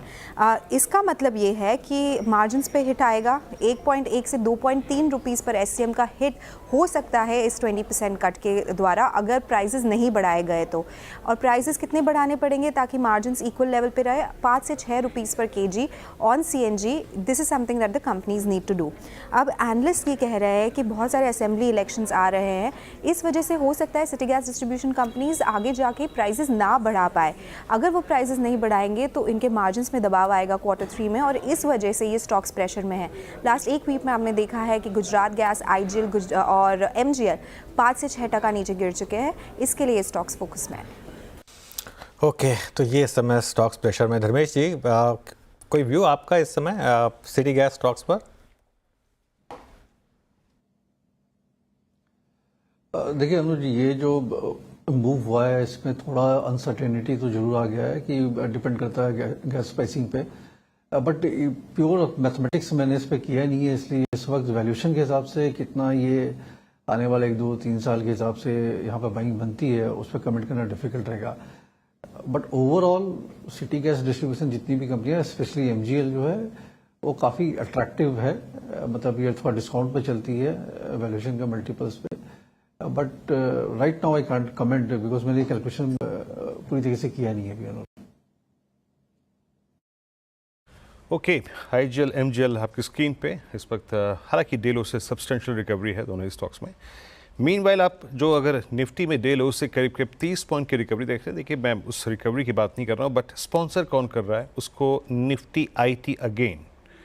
जरा निफ्टी आईटी लिखा है करीब 42,751, now heading towards day high again. और एक बात जो मैंने ओपनिंग कमेंट्री में टेक महिंद्रा का जिक्र किया था वो लेके आइएगा। 1700 मतलब ये है कि टेक महिंद्रा अपने करियर हाई पे जाता हुआ। आपका view Sachin, Tech Mahindra 1690 in futures, और मेरे ख्याल से प्रीमियम काफ़ी है टेक महिंद्रा में। आपका व्यू कैसे अप्रोच करेंगे आप इस स्टॉक को, क्योंकि वो जो फ्लैग का ब्रेकआउट अप्रॉक्सीमेटली हमने 1654 की रेंज में देखा था, वो सक्सीड हो रहा है इस वक्त? जी बिल्कुल वीरेंद्र जी, मुझे लग रहा है ये जो मोमेंटम है वो लगभग 1725 तक की इमीडिएट विजिबिलिटी तो नजर ही आ रही है। एंड प्लस वीकली चार्ट्स को देखे तो मुझे लग रहा है इसका के प्रोबेबल टारगेट्स यहाँ पर एग्जिबिट हो रहे हैं। बट फिलहाल जिस तरीके से मार्केट प्लेस्ड है, मुझे लग रहा है रिलेटिव स्ट्रेंथ काफी शानदार रही है। एंड एक अच्छे कंसोलिडेशन जोन का ब्रेकआउट हुआ था पिछले हफ्ते में, तो इसी का ये इफेक्ट है। तो आई थिंक 1725 1760 के इमीडिएट टारगेट्स के लिए यहाँ पर लॉन्ग पोजीशंस रिटेन करने में कोई हर्ज नहीं है। स्टॉप लॉस आपको लगभग अराउंड 1685 के आसपास प्लेस करना चाहिए on a closing basis. Okay, Tech Mahindra at day high और ये अपने करियर के हाईएस्ट क्लस्टर पे आके ट्रेड करता हुआ। मीनवाइल आप एक बार इन्फोसिस लेके आइए, मैंने सब पूरी स्ट्रीट इसके नंबर्स का इंतजार कर रही है, बट इन्फोसिस अपने नंबर्स में बहुत एक्सट्रीम कॉन्फिडेंस के साथ जाता हुआ। आज का लो 20 डे एक्सपोनेंशियल एवरेज, मैं एक इनफैक्ट रिटेल स्टेक में बात करूंगा अनुज से इस पे, लेकिन जरा उससे पहले सोनी जी, आपको मैं अपनी स्क्रीन पे पिछले 20 मिनटों से रीड कर रहा हूँ। 1960 से सारी नीचे की जितनी भी स्ट्राइक हैं जो कि प्लेस्ड हैं क्लोजर टू 1900 और 1020 के आसपास, अच्छी राइटिंग है। सेंस मिल रहा है आपको ऐसा कुछ? जी वीरेंद्र जी, यहाँ पे मुझे लगता है कि 1940 का एक इम्पोर्टेंट सपोर्ट है, आज इसको होल्ड कर रहा है। कहीं ना कहीं टुवर्ड्स 1980 1985 एक बार टेस्ट कर सकता है। मुझे लगता है कि अगर वो लेवल को क्रॉस करता है, कहीं रिजल्ट के बाद का वो इम्पैक्ट अगर आता है, तो टुवर्ड्स 2000 लेवल भी एक बार टेस्ट करके उसको क्रॉस करने की तैयारी में रहेगा। सो काफी इंपॉर्टेंट रहेगा कि अभी करंट लेवल से 1940 सपोर्ट को काफी स्ट्रांगली डिफेंड करते हुए उसी सपोर्ट स्टॉप लॉस के साथ कोई होल्ड कर सकते हैं। थोड़ा सा यहाँ पे रिस्क रहेगा, रेजल प्ले है, but most likely towards 1980 2000 level एक बार नजर आ सकता है कल परसों के बाद। अच्छा अनुज, इसमें कोई राय नहीं कि इंडिसेस कोलैप्स हुए हैं, बट इस कोलैप्स होते मार्केट में निफ्टी आईटी को अगर हम अभी भी देखें तो आपको रत्ती भर टेंशन, कोलैप्स तो छोड़िए, शब्द बहुत दूर है, आपको किसी प्रकार की अनस्टेबिलिटी नज़र नहीं आएगी। I mean this index still about 10 day exponential average. अगर इन्फोसिस अच्छे नंबर दे, और जिस स्टैट्स की मैं बात कर रहा था कि पुट राइटर्स के पास कन्विक्शन है, तो क्या यहाँ से इस वीक एनवायरनमेंट में आईटी ही एक लीड और ले, इस बात की गुंजाइश बनेगी क्या? बिल्कुल, आई थिंक जैसा मैं हर्षिता को भी एक्सप्लेन कर रहा था वीरू अभी कुछ देर पहले, कि अगर इन्फोसिस के नंबर अच्छे आए, और एक बात बताऊँ मैं आपको, स्क्रीन चीख चीख कर कुछ कह रही है कि वो क्या एक्सपेक्ट कर रही है इन्फोसिस से। ये मतलब इतनी वीक मार्केट में, वरना इस तरीके से स्टॉक टिकता नहीं, ठीक है। लेकिन इसका हाई था 1991 का, अभी आई थिंक 2 दिन पहले लगा था वो हाई, तो आई थिंक वो तो शायद ये क्रॉस करे ही। और उसके बाद अगर मैनेजमेंट की कमेंट्री पॉजिटिव है तो ध्यान रखिएगा, इन्फोसिस जैसा स्टॉक सिर्फ एक दिन के लिए रिएक्ट नहीं करता है, उसमें एक हमेशा एक ट्रेंड बनता है जो पूरे क्वार्टर लास्ट करता है। और एनीवे इन्फोसिस ने इसके खुद के फैक्टर्स थे जिसकी वजह से ज़्यादा गिरा था बाकी मार्केट के मुकाबले, तो आउट परफॉर्मेंस भी अब ज़्यादा आएगी। प्लस एक इस ऐसे एनवायरनमेंट में टीसीएस के नंबर्स रिलेटिवली फीके थे, तो इसके लिए ये हमेशा स्टॉक्स जो हैं ये पेयर्स में चलते हैं, तो इसके लिए मैं फिर कह रहा हूँ कि अगर नंबर्स बहुत अच्छे आए और गाइडेंस अपटिक आई, तो भले ही स्टॉक ऑलरेडी चल चुका हो उसके बाद भी चलेगा। बस ये दिक्कत है कि अगर हल्की सी भी यहाँ गुंजाइश नहीं है हल्की सी भी डिसअपॉइंटमेंट की, हल्की सी भी डिसअपॉइंटमेंट और फॉल बड़ी हो सकती है, लेकिन स्क्रीन बहुत कुछ कह रही है आपको इस समय यहाँ पर। तो कुछ एक खूबसूरत सी कहानी रची जा रही है तेजी की, और बस होपफुली वो क्लाइमैक्स भी उतना ही खूबसूरत हो जितना ये चार्ट आपको दिखा रहा है। एक तो और ट्रेड्स जिन पर हमारी नज़रें होनी चाहिए उस लिहाज से, हमने बिरला सॉफ्ट देखा था ऊपरी लेवल से थोड़ा सा हल्का हुआ, लेकिन कोफोर्ज में कुछ पोजीशन बिल्डअप होता हुआ दिखाई दिया है। आप परसिस्टेंट सिस्टम्स देखिए, और इस पर हम पहले भी बातचीत कर चुके हैं कि यहाँ पर एक सस्टेन्ड मूव देखने को मिला है, परसिस्ट कर रहा है उस तेजी के साथ। इनमें से कोई एलिमेंट्स है जो शायद एक पोजीशन लाइक अट्रैक्टिव लगने लगे हैं सोनी जी? एम्फेसिस हमने काफ़ी डिटेल में डिस्कस किया, लेकिन आप कोफोर्ज देखिए, आप परसिस्टेंट देखिए, दूसरे कुछ ऐसे स्टॉक्स जहाँ पर मिड कैप साइड पर जहाँ पर एक मौका ढूंढा जा सकता है। जी हर्षदा जी, यहाँ पे मुझे लगता है कि 2 स्टॉक ऑलरेडी जो एक टेक महिंद्रा डिस्कस किए हैं, आज मॉर्निंग में भी वही पिक दिए थे, मुझे लगता है उसमें कंटिन्यू करना चाहिए। बट एक और स्टॉक जो अभी मेरे रेडार में आ रहा है वो है विप्रो। विप्रो कल और आज 2 दिन में 529 530 सपोर्ट को होल्ड करते हुए आ रहा है। यहाँ पे 540 पे थोड़े से कॉल राइटर्स प्रेजेंट है, सो कहीं ना कहीं अगर स्टॉक 540 को क्रॉस करता है, एक कॉल राइटर्स एग्जिट हो सकते हैं। शॉर्ट कवरिंग मूव आपको टुवर्ड्स 550 555 नजर आ सकती है। सो काफी अच्छा रिस्क रिवॉर्ड रेशियो फेवरेबल बन रहा है यहाँ पे। मुझे लगता है 530 सपोर्ट स्टॉप लॉस के साथ यहाँ पे होल्ड कर सकते हैं। शॉर्ट कवरिंग मूव नजर आ सकता है 550 555 के रेंज तक। ये विप्रो पर भी नजरें रखिएगा, और विप्रो में भी हमने देखा है पिछले 10-15 मिनटों में वो स्पाइक आता हुआ करीब 0.5% ऊपर, और विप्रो के लिए भी नंबर्स आज इंपॉर्टेंट है और वो बोनस इशू का भी इंतजार रहेगा। इस बीच प्रशांत सावंत हमारे साथ जुड़ गए हैं। प्रशांत, गुड आफ्टरनून, बताइए इस समय का ट्रेड। अच्छा जी, गुड आफ्टरनून एंड सभी दर्शकों को नमस्कार। तो मेरे लिए एक शॉर्ट ट्रेड होगा कैनफिन होम पे, करीबन 855 पे क्रूशियल लेवल के आसपास आने की कोशिश कर रहा है, 858 के आसपास ट्रेड कर रहा है। मेरा स्टॉप लॉस यहाँ पे होगा 872 के ऊपर 873, 874 स्पॉट लेवल। यहाँ से जो टारगेट मैं देख रहा हूँ होगा 830 से लेके 825, 830, 825। ओके, चलिए, तो ये कैनफिन होम्स पर एक सेल ट्रेड है समय। आप एक काम करते हैं, आप जरा चार का चौका का सीक्वेंस बताते हैं आपको, फिर वो चारों के चारों ट्रेड्स आपके लिए। सस्ता ऑप्शन ट्रेड सबसे पहले सोनी पटनायक से लेंगे हम, उसके बाद FNO सुपरस्टार के लिए सचिन तैयार हैं, चार्ट का चमत्कार के लिए प्रशांत सावंत के पास चलेंगे, और मिड कैप फंडा के लिए धर्मेश जी के पास जाया जाएगा। तो सोनी, आप शुरुआत करिए, बताइए आपका सस्ता ऑप्शन ट्रेड। अनुज जी, यहाँ पे सस्ता ऑप्शन रेकमेंड करना चाहेंगे लॉरस लैब्स 450 पुट ऑप्शन अक्टूबर सीरीज, करीबन ₹5.50 पे चल रहा है। इस लेवल पे खरीदारी करने की सलाह रहेगी। ₹2.50 का यहाँ पे हम स्टॉप लॉस लगाएंगे। पहला लक्ष्य रहेगा ₹10.50 का, दूसरा टारगेट रहेगा ₹14। यहाँ पे हम देख सकते हैं कि एक ब्रेकडाउन दे रहा है, 20 EMA सपोर्ट को ब्रेक किया है, और कहीं ना कहीं कॉल राइटर्स बहुत अग्रेसिव हो रहे हैं हायर स्ट्राइक्स में, तो रेजिस्टेंस स्ट्रॉन्ग बनते जा रहा है। तो स्टॉक वीक लग रहा है, टुवर्ड्स 440 एक बार टेस्ट कर सकता है, इसलिए 450 पुट ऑप्शन के माध्यम से पार्टिसिपेट कर सकते हैं। Okay, तो ये फिलहाल आपके लिए ट्रेड लॉरस लैब 450 का पुट ऑप्शन लेने की सलाह सोनी दे रही है। सचिन, आपका ट्रेड क्या रहेगा FNO सुपरस्टार? अर्चना, यहाँ पर एक अच्छे करेक्टिव के बाद थोड़े से संकेत आ रहे हैं स्टेबिलिटी के कोटक महिंद्रा बैंक के फ्यूचर्स में। जिस तरीके से डेटा प्लेस्ड है 1850 1860 के आसपास मल्टीपल सपोर्ट जोन है, एंड इसी सपोर्ट जोन के आसपास 30 मिनट्स पे एक पॉजिटिव डाइवर्जेंस RSI पे एग्जिबिट हुआ है। जिस तरीके से स्ट्रक्चर है, मुझे लग रहा है यहाँ से अगर रिकवरी होती है तो लगभग अराउंड 1910 के आसपास का एक स्विंग बन सकता है। तो यहाँ पर खरीदारी करने की सलाह होगी कोटक महिंद्रा बैंक की फ्यूचर्स में। स्टॉप लॉस आपको लगभग अराउंड 1855 पे लगाना है for a positional target of 1910। Okay, तो ये हो गया कोटक महिंद्रा बैंक। अब चलते हैं प्रशांत जी के पास आज का चार्ट का चमत्कार पिक करने के लिए। प्रशांत, क्या पिक कर रहे हैं आप? वीरू जी, IGL में ब्रेकडाउन नजर आ रहा है, वॉल्यूम्स पिकअप हो रहे हैं स्पिक वाली पे, तो IGL पे शॉर्ट की सलाह होगी। करीबन 510 पे स्पॉट ट्रेड कर रहा है। स्टॉप लॉस रखेंगे करीबन 519 के आसपास, 519 आज के हाई के ऊपर, और टारगेट होगा 490, जहाँ पे 200 दिनों के एवरेज प्लेस्ड है। एक बार ये स्टॉक 500 के करीब आए, आप स्टॉप लॉस तुरंत 510 यानी कॉस्ट पे ला सकते हैं और टारगेट के लिए होल्ड कर सकते हैं। ओके, अब चलते हैं धर्मेश जी के पास मिड कैप फंडा के लिए। धर्मेश जी, बताइए क्या पिक किया आपने?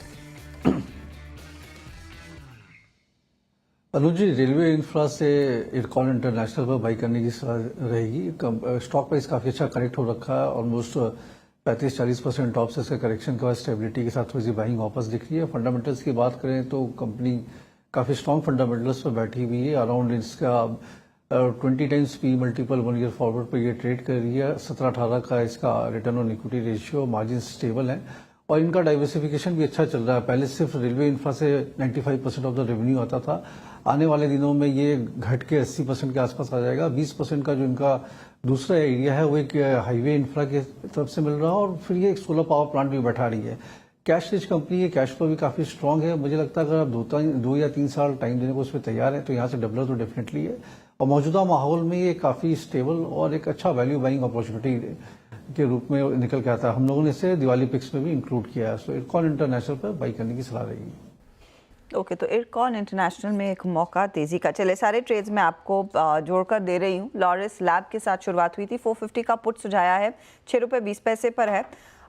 10.5 और फिर 14 के लिए यहाँ पर मौका मंदी करके फायदा कमाने का। सचिदानंद लेकिन बाय कॉल दे रहे हैं कोटक महिंद्रा बैंक पर, जहाँ पर 1900 और 1910 के टारगेट्स इन्होंने गिने हैं। 1855 का स्टॉप लॉस लगाना ज़रूरी है। जो अगला ट्रेड है वो प्रशांत का है। IGL शॉर्ट करने की सलाह, 490 का टारगेट और 519 का स्टॉप लॉस रहेगा। और साथ ही साथ धर्मेश को पसंद आ रहा है इरकॉन का ट्रेड इस समय, जहां पर मौका दिख रहा है तेज़ी का, और बाय साइड में आप इस स्टॉक को रखेंगे तो बेहतर है। तो ये 4 ट्रेड्स जिस पर आपकी नज़रें होनी चाहिए। अच्छा, एक स्टॉक जो काफ़ी दिनों बाद थोड़ी सी अपनी स्थिति को मजबूत करने में लगा है वो है पावर ग्रिड। इसका हम खूब जिक्र करते थे साल की बिगनिंग में, इनफैक्ट पहले 6 महीनों में तो काफ़ी चर्चा में था ये काउंटर। लेटली इसकी ज़्यादा बातचीत नहीं होती है, लेकिन 330 पर ये आज का मूव गिरते बाजार में इसमें जो स्टेडी मूव देखने को मिला है गाबा जी, पावर ग्रिड क्या इशारा कर रहा है कि फिर से फ्लेवर में आ रहा है? ऐसा संकेत दे रहा है पावर ग्रिड। बिल्कुल लोअर लेवल्स पे सपोर्ट जोन है पावर ग्रिड में, बेस बन रहा है, करीब 7-8 दिनों से उसी बाउंस जगह से बाउंस मिला है। एग्रेसिव कॉल है, ट्रेड करें 330 के आसपास, टॉप होगा ज्यादा नहीं, करीब आई वुड से 329 का, बस ज्यादा नहीं। तो देखा जाए तो 4 रुपए का स्टॉप है, 29 में 1 रुपए का स्टॉप है। अपसाइड टारगेट 340 के, ये एक पॉसिबिलिटी है, जगह अच्छी है खरीदने की, खरीदने का 1.5 rupees stop, I think it's power grid. Ji power grid. और अब लेके आइए आप नेस्ले, करीब 12:05 के आसपास, 10 मिनट के आसपास इसके नंबर्स आए थे। Numbers top line pick miss था, इट्स नाउ 7377। और मैं अगर कुछ देर के लिए हल्का सा एक दिन का माइलेज लेते हुए, मतलब कुछ देर के लिए मैं वीकली चार्ट्स की बात करूँ ना, तो at 2381 Nestle is at 100 week exponential moving average.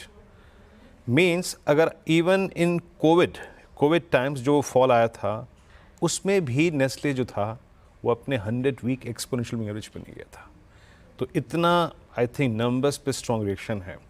Dharmesh, आपकी रीडिंग 2382 पे, मेरे ख्याल से ये पोस्ट जनवरी 2017 वर्स्ट प्राइस परफॉर्मेंस है इन अ सिंगल डे और इन अ वीक, आपका ठीक नेस्ले पर। वीरू जी देखिए, इंटायर एफएमसीजी स्पेस पे काफ़ी न्यूट्रल व्यू रहता है हमेशा, हम लोग इसको ट्रेडिंग के हिसाब से देखते हैं। बट अभी तो मुझे लगता है कि जिससे कि नंबर नेशनल ने दिया हो और जो मार्केट का रुख है वहाँ पर इसको थोड़ा साइड भी रख दे तो बेटर है। इस मार्केट में अगर एफएमसीजी स्पेस में थोड़ा अगर डेवलप करना ही है तो मुझे लगता है आईटीसी एक अच्छा विकल्प निकल के आता है, जहाँ पर मुझे नतीजे मिले जुले रहेंगे। बट कंपेयर टू अदर्स जैसे नेस्ले, HUL, मैरिको, इसके सामने उसके नंबर्स बेटर होने चाहिए। तो आईटीसी अट्रैक्टिव लगती है, but otherwise FMCG clear cut avoid है अभी। ओके, हैवेल्स के नंबर आए हैं, नंबर ख़राब है, 272 करोड़ का नेट प्रॉफिट है, पोल इसका 328 करोड़ का था, तो इसके लिए ये नंबर एक ख़राब माना जाएगा। एक बगल में लिख दीजिए पोल कितना था, क्योंकि वो लोगों के लिए ज़्यादा ज़रूरी होता है। इनकम बढ़ी है, 4532 पर आई है, ये थोड़ी सी एक्सपेक्टेशन से बेटर है। एक्चुअली एक्सपेक्टेशन 4300 करोड़ का था यहाँ पर, तो उससे थोड़ा सा बेटर है यहाँ पर। तो इसका मतलब या तो मार्जिन पर हिट है बड़ा, या फिर कुछ और वन ऑफ आइटम है, दो में से कुछ एक चीज़ हुई है। अब अगर वन ऑफ आइटम है तो ये नंबर्स अच्छे होंगे, अगर मार्जिन पर हिट है तो ये नंबर्स ख़राब होंगे। तो अब एक बार एबिडा नंबर और एबिडा मार्जिन के नंबर्स का वेट कर लेते हैं, उसके बाद इसको एनालाइज करेंगे। बीच में टाटा कॉम के भी नंबर्स आए थे, वो नंबर्स मैं देख नहीं पाया, लेकिन एटलीस्ट जो हैवेल्स का नेट प्रॉफिट नंबर है वो थोड़ा सा ख़राब है। अब अनुज, वैसे टाटा कॉम के नंबर्स में भी ज़्यादा कुछ आतिशबाजी नहीं है, मुनाफे में सिर्फ 3% की ही ग्रोथ देखने को मिली है, 227 करोड़ के आसपास ये फिगर आया है। रेवेन्यू हवाएवर करीब 18% बढ़ता हुआ दिखाई दिया है। तो टाटा कॉम ओके नंबर्स, हालांकि एक्सपेक्टेशन मेरे ख्याल में टाटा कॉम के केस में ज़्यादा बेहतर प्रॉफिटेबिलिटी की थी और वो स्टॉक इस समय 3-3.5% नीचे आता हुआ। ऑफकोर्स हैवेल्स ज़्यादा ट्रेडेड काउंटर है, उसमें ज़्यादा लोगों की नज़रें होती हैं।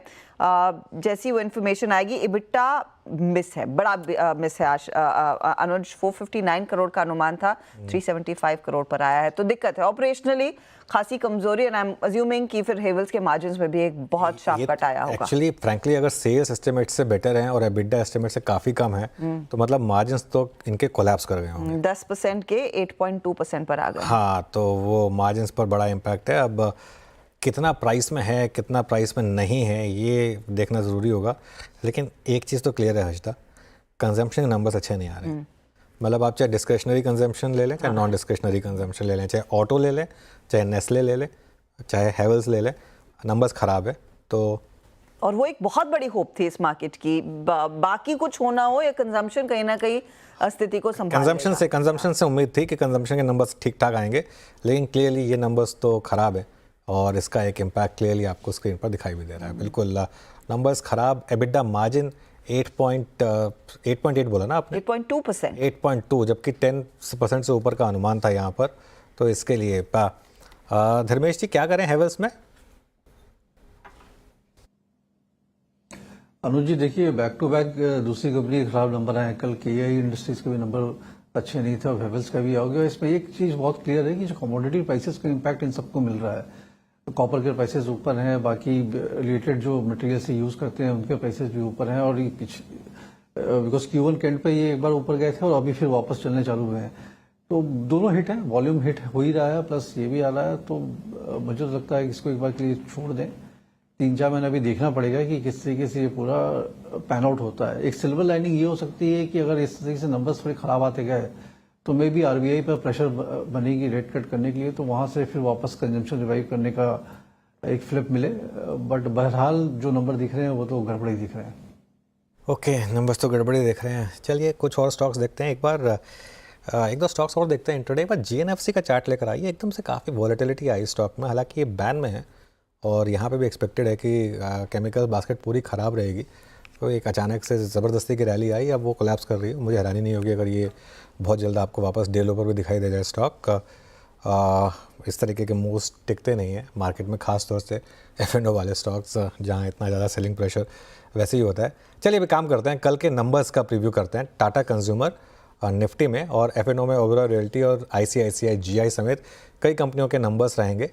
टाटा कंज्यूमर और ओबेरॉय रियल्टी के नंबर्स का प्रीव्यू करते हैं कंचन से और ICICI GI के नंबर्स पर दीपाली से बात करेंगे। पहले कंचन के पास चलते हैं।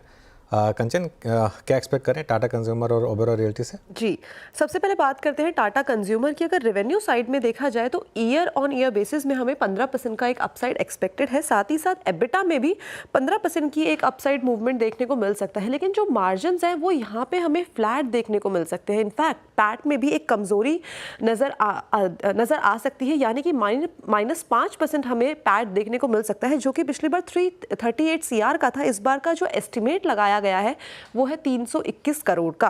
अब कैपिटल फूड और ऑर्गेनिक सेगमेंट में जो मार्जिन्स है वहां पे एक बढ़त का अनुमान लगाया जा रहा है। एट द सेम टाइम चाय सेगमेंट में लागत बढ़ने से जो डोमेस्टिक टी बिजनेस है वहां पे एक इम्पैक्ट देखा जा सकता है। इसके अलावा कैपिटल गुड्स से 220 करोड़ और साथ में ऑर्गेनिक सेगमेंट से 96 करोड़ की इनकम का एक अनुमान लगाया जा रहा है। अनब्रांडेड बिजनेस में भी हमें एक अच्छी खासी ग्रोथ देखने को मिल सकती है, यानी कि ग्रोथ में 30% का अपसाइड और जो नंबर है वो है 500 करोड़ का संभव है। इसके अलावा अगर बात करें ओबेरॉय रियल्टी की तो यहाँ पे जो नंबर्स हैं वो भी हमें फ्लैट नजर आ रहे हैं। रेवेन्यू में 4% का अपसाइड, एबिटा में 9% का upside. At the same time margins में हमें सिर्फ केवल 3% का अपसाइड देखने को मिल सकता है और पैट में भी करीब 6% का अपसाइड जो है एक्सपेक्टेड है। अब अगर देखिए Q2 में प्री सेल्स ग्रोथ है उसमें 1000 करोड़ की संभावनाएं जताई जा रही है। At the same time Mumbai का जो 360 वेस्ट का प्रोजेक्ट है उससे काफी अच्छा रिस्पांस मिला है इस काउंटर को। इसके अलावा जो होटल और कमर्शियल प्रोजेक्ट्स है इस कंपनी के, वहां से अप्रॉक्सीमेटली 230 CR का इनकम आने की संभावनाएं जताई जा रही है। तो ये इनफैक्ट ओबेरॉय रियल्टी और साथ ही साथ टाटा कंज्यूमर पर एक बार व्यू मैं लेना चाहती हूँ चार्ट्स पर। सोनी कंसिडरिंग कंजम्पशन थीम को लेकर चिंता है। आज नेस्ले की हमने देखी किस तरह की वॉल्यूम ग्रोथ थी, नेगेटिव में आई और उसको लेकर और कंसर्न्स बन गए हैं। ये स्टॉक आज 2% करेक्ट हुआ, इससे पहले भी करेक्शन शुरू हो चुका है। अब 1091 पर क्या एक और अपॉर्चुनिटी है और बेचने की, या फिर कुछ रुक कर नई और खराब नंबर्स आए तभी एक्ट करें? हर्षदा जी, यहाँ पे मुझे लगता है कि कहीं ना कहीं टुवर्ड्स 1080 और 1075 तक ही मैक्सिमम यहाँ से गिरावट नजर आ सकती है। सो वहां तक अगर एक स्मॉल स्टॉप लॉस 1105 को लेकर स्टॉप लॉस के साथ कोई अगर सेल कर सकते हैं तो 1080 1075 का ही रहेगा यहाँ पे टारगेट। वहां से मुझे लगता है रिवर्सल हो सकता है। सो एक शॉर्ट प्ले यहाँ पे आप कर सकते हैं। बहुत अग्रेसिवली, बहुत ज्यादा वॉल्यूम के साथ यहाँ पे ना कीजिए, बिकॉज मुझे लगता है कि कहीं ना कहीं उस लेवल पे बाउंस बैक कर सकता है। सो एक छोटे स्टॉप लॉस के साथ यहाँ पे 1080 1075 टारगेट्स के लिए सेल कर सकते हैं। ओके, तो ये फिलहाल आपके लिए टाटा कंज्यूमर वीक है और शायद एक मौका आपको शॉर्ट करने का, लेकिन 1075 85 उससे ज्यादा नहीं। ICICI लोम्बार्ड के भी नंबर्स का इंतजार रहेगा। दीपाली हमारे साथ जुड़ गई हैं। दीपाली बताइए क्या एक्सपेक्ट कर रहे हैं? जी एक्सपेक्टेड है। पहले प्रॉफिटेबिलिटी की फिगर बताते हैं तो यहाँ पर 22 से 23% की ग्रोथ एक्सपेक्टेड है और पिछले साल के मुकाबले जो मुनाफा है बढ़कर 709-710 करोड़ के आसपास आ सकता है। वही रेवेन्यू यानी इनकम में भी 13.5% की ग्रोथ एक्सपेक्टेड है। इंपॉर्टेंट ये है कि अगर आप इनका नेट अर्न प्रीमियम देखेंगे तो एक्सपेक्टेशंस हैं कि वहाँ पर 13% का इजाफा देखने को मिल सकता है। हालांकि जो टोटल ऑपरेटिंग एक्सपेंस है और जो क्लेम रेशियो है वो बढ़कर आ सकता है। टोटल ऑपरेटिंग एक्सपेंस में 11-12% का इजाफा एक्सपेक्टेड है, लेकिन क्लेम रेशियो देखेंगे तो वो पिछले साल के मुकाबले 70.7% से बढ़कर 71.5% रह सकता है। लेकिन अच्छी बातें ये हैं कि एक्सपेंस रेशियो घट सकता है। इस क्वार्टर में 15.8% से घटकर जो एक्सपेंस रेशियो है 14% पर रह सकता है। साथ ही जो कमीशन रेशियो है वो भी 17.4% से घटकर 17% आ सकता है और जो कंबाइंड रेशियो है वो भी मॉडरेट हो सकता है। हालांकि माना जाता है कि 100 के नीचे अगर ये रहे तो ज़्यादा बेटर है, लेकिन प्रीवियस क्वार्टर्स में हमने नंबर ऊपर की तरफ देखा था और अभी 103.9% से घटकर 102.5% पर आ सकता है। दरअसल जो इनका मार्केट शेयर है वो कॉन्स्टेंटली इंक्रीज हुआ है और इसीलिए मोटर और हेल्थ सेगमेंट स्पेशली काफ़ी अच्छा परफॉर्म कर रहा है। वहाँ पर प्रीमियम ग्रोथ भी अच्छी साइड पर रही है तो उसका इम्पैक्ट दिखेगा पॉजिटिवली नंबर्स पर। साथ ही जो ऑपरेशनल एफिशिएंसी है उसकी वजह से इंप्रूवमेंट दिखेगा ऑपरेटिंग एक्सपेंस और कंबाइंड रेशियोज में। ऑल्दो जो नेट कैट क्लेम्स है यानी नेचुरल कैटास्ट्रॉफी क्लेम्स हैं उसका थोड़ा इम्पैक्ट प्रॉफिटेबिलिटी रेशियोज पर दिख रहा है। तो नंबर्स अच्छे एक्सपेक्टेड हैं ICICI लोम्बार्ड से।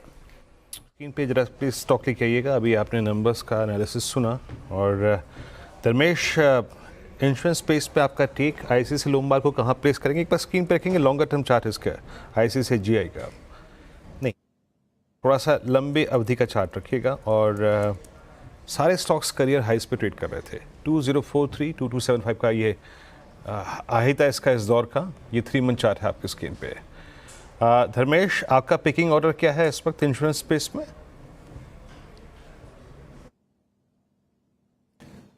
वीरू जी देखिए, जहाँ तक जनरल इंश्योरेंस है वहाँ पर तो हम लोग काफ़ी बुलिश नहीं है, मतलब न्यूट्रल स्टैंस ही है।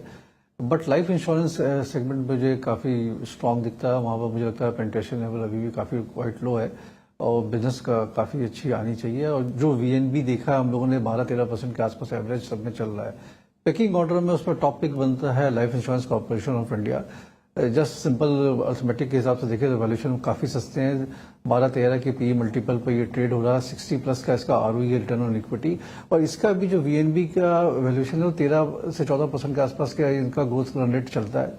64% ऑफ द मार्केट शेयर इनके पास है और पिछले साल के 62 हुआ करता था तो इन्होंने मार्केट शेयर बढ़ाया जबकि प्राइवेट का कॉम्पिटिशन चल रहा है। मुझे लगता है इन्फोसिस के साथ जो उनकी टेक्नोलॉजी की टाई अप हुई है, एक बार ये पेपरलेस कम्प्लीटली बन जाते हैं तो ये 100% री रेटिंग कैंडिडेट बनेगा।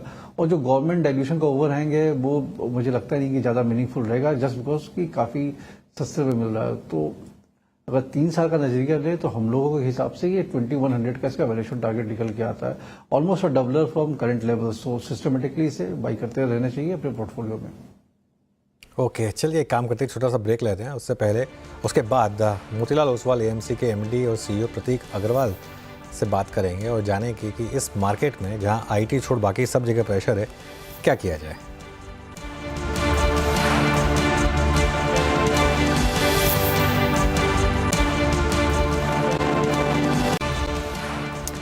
Welcome back.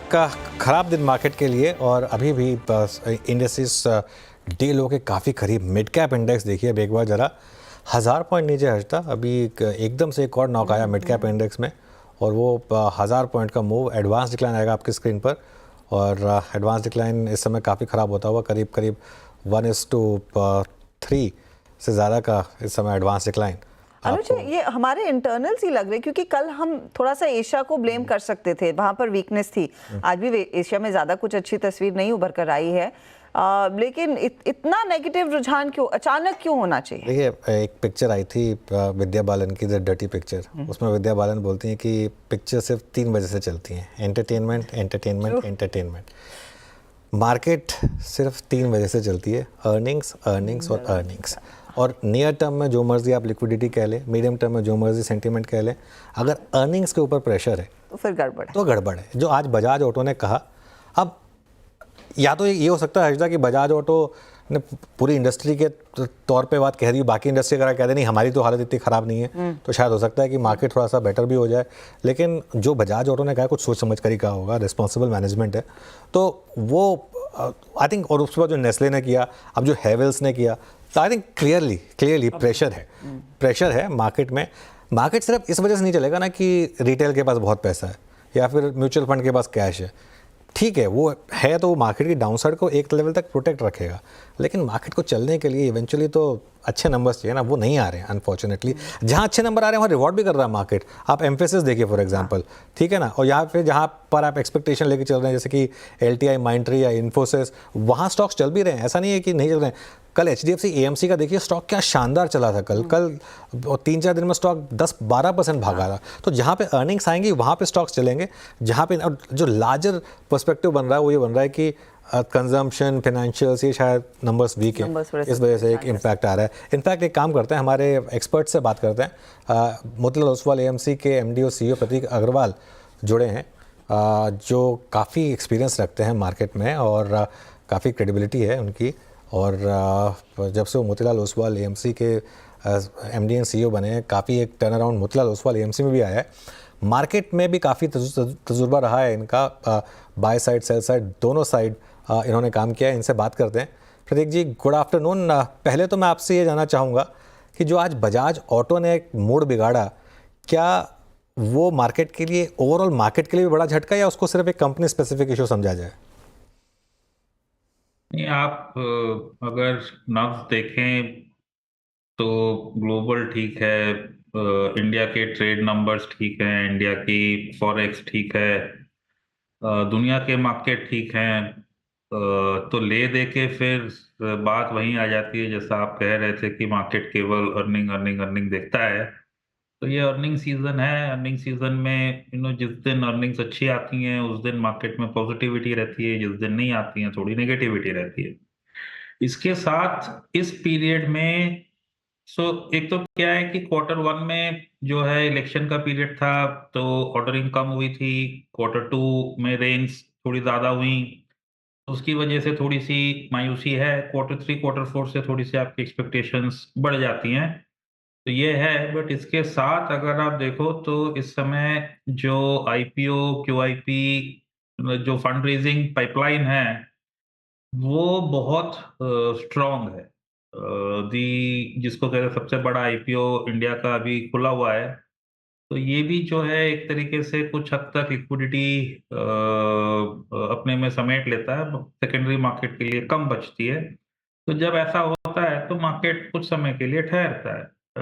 तो ये एक्सपेक्टेड लाइंस पे है, इसमें कोई ज़्यादा चिंता नहीं होनी चाहिए। ओके, एक्सपेक्टेड लाइन पे कोई चिंता नहीं होनी चाहिए। लेकिन ओवरऑल अब मार्केट पर क्या व्यू बन रहा है प्रतीक जी? क्या एक सॉर्ट ऑफ पहली डिसेंट करेक्शन की तरफ हम बढ़ रहे हैं? क्योंकि पिछले 3-4 साल में मार्केट में कोई बड़ी करेक्शन आई नहीं है, टाइम वाइज भी, प्राइस वाइज भी।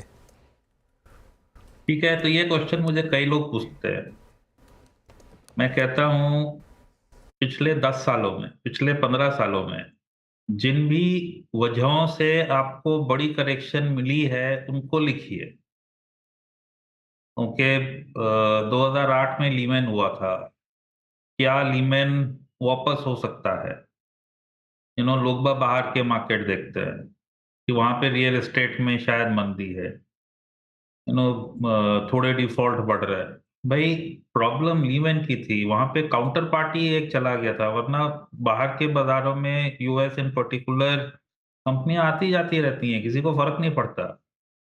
लीमैन में प्रॉब्लम काउंटर पार्टी रिस्क की थी, एक्सचेंज बीच में नहीं था, लीमैन बीच में था। अब वो रिस्क चला गया है, तो even if you get back the same construct, फिर भी आपको लीमैन वाली प्रॉब्लम नहीं मिलेगी। दूसरा, फॉरेक्स हमारी कम होती थी, आज के दिन रिकॉर्ड है। ओके, तीसरा, पहले हमारे मार्केट बाहर के ऊपर स्विंग करते थे, FPI आता था, हम ऊपर जाते थे, वो नीचे जाते थे, हम नीचे जाते थे।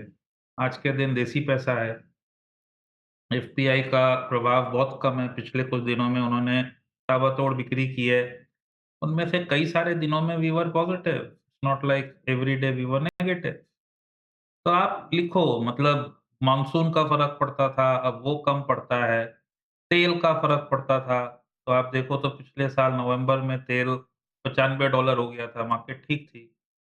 तो अगर आप सारे रीज़न लिखोगे ना, आप देखोगे कई सारे रीज़न अब नहीं हैं। पहले हमारी इकोनॉमी दुनिया की 10वीं सबसे बड़ी इकोनॉमी थी, अब 5वीं हो गई है, शायद डेढ़ 1 साल में हम तीसरी हो जाएँगे। तो वहाँ पे एक सोचने का तरीका ये है कि भई जब इंडिया में मानसून खराब होता है और हमारी ग्रोथ किसी वजह से खराब हो, तो क्या जापान, क्या ब्रिटेन, क्या जर्मनी, क्या फ्रांस के टीवी चैनल्स हमारा मार्केट देते हैं और कहते हैं कि no India is not doing well so their market should not do well. तो हम बाहर की उससे क्यों इतना चिंतित होते हैं?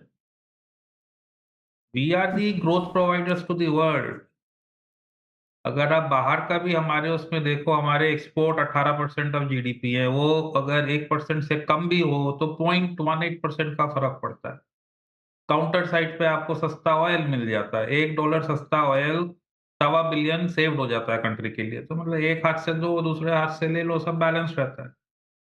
हाँ, इस दौरान अगर एफपीआई निकले कि चाइना में अपने को एलोकेट करना है, इंडिया में ज़्यादा हो गया है, तो उसकी वजह से मार्केट ठहर सकता है।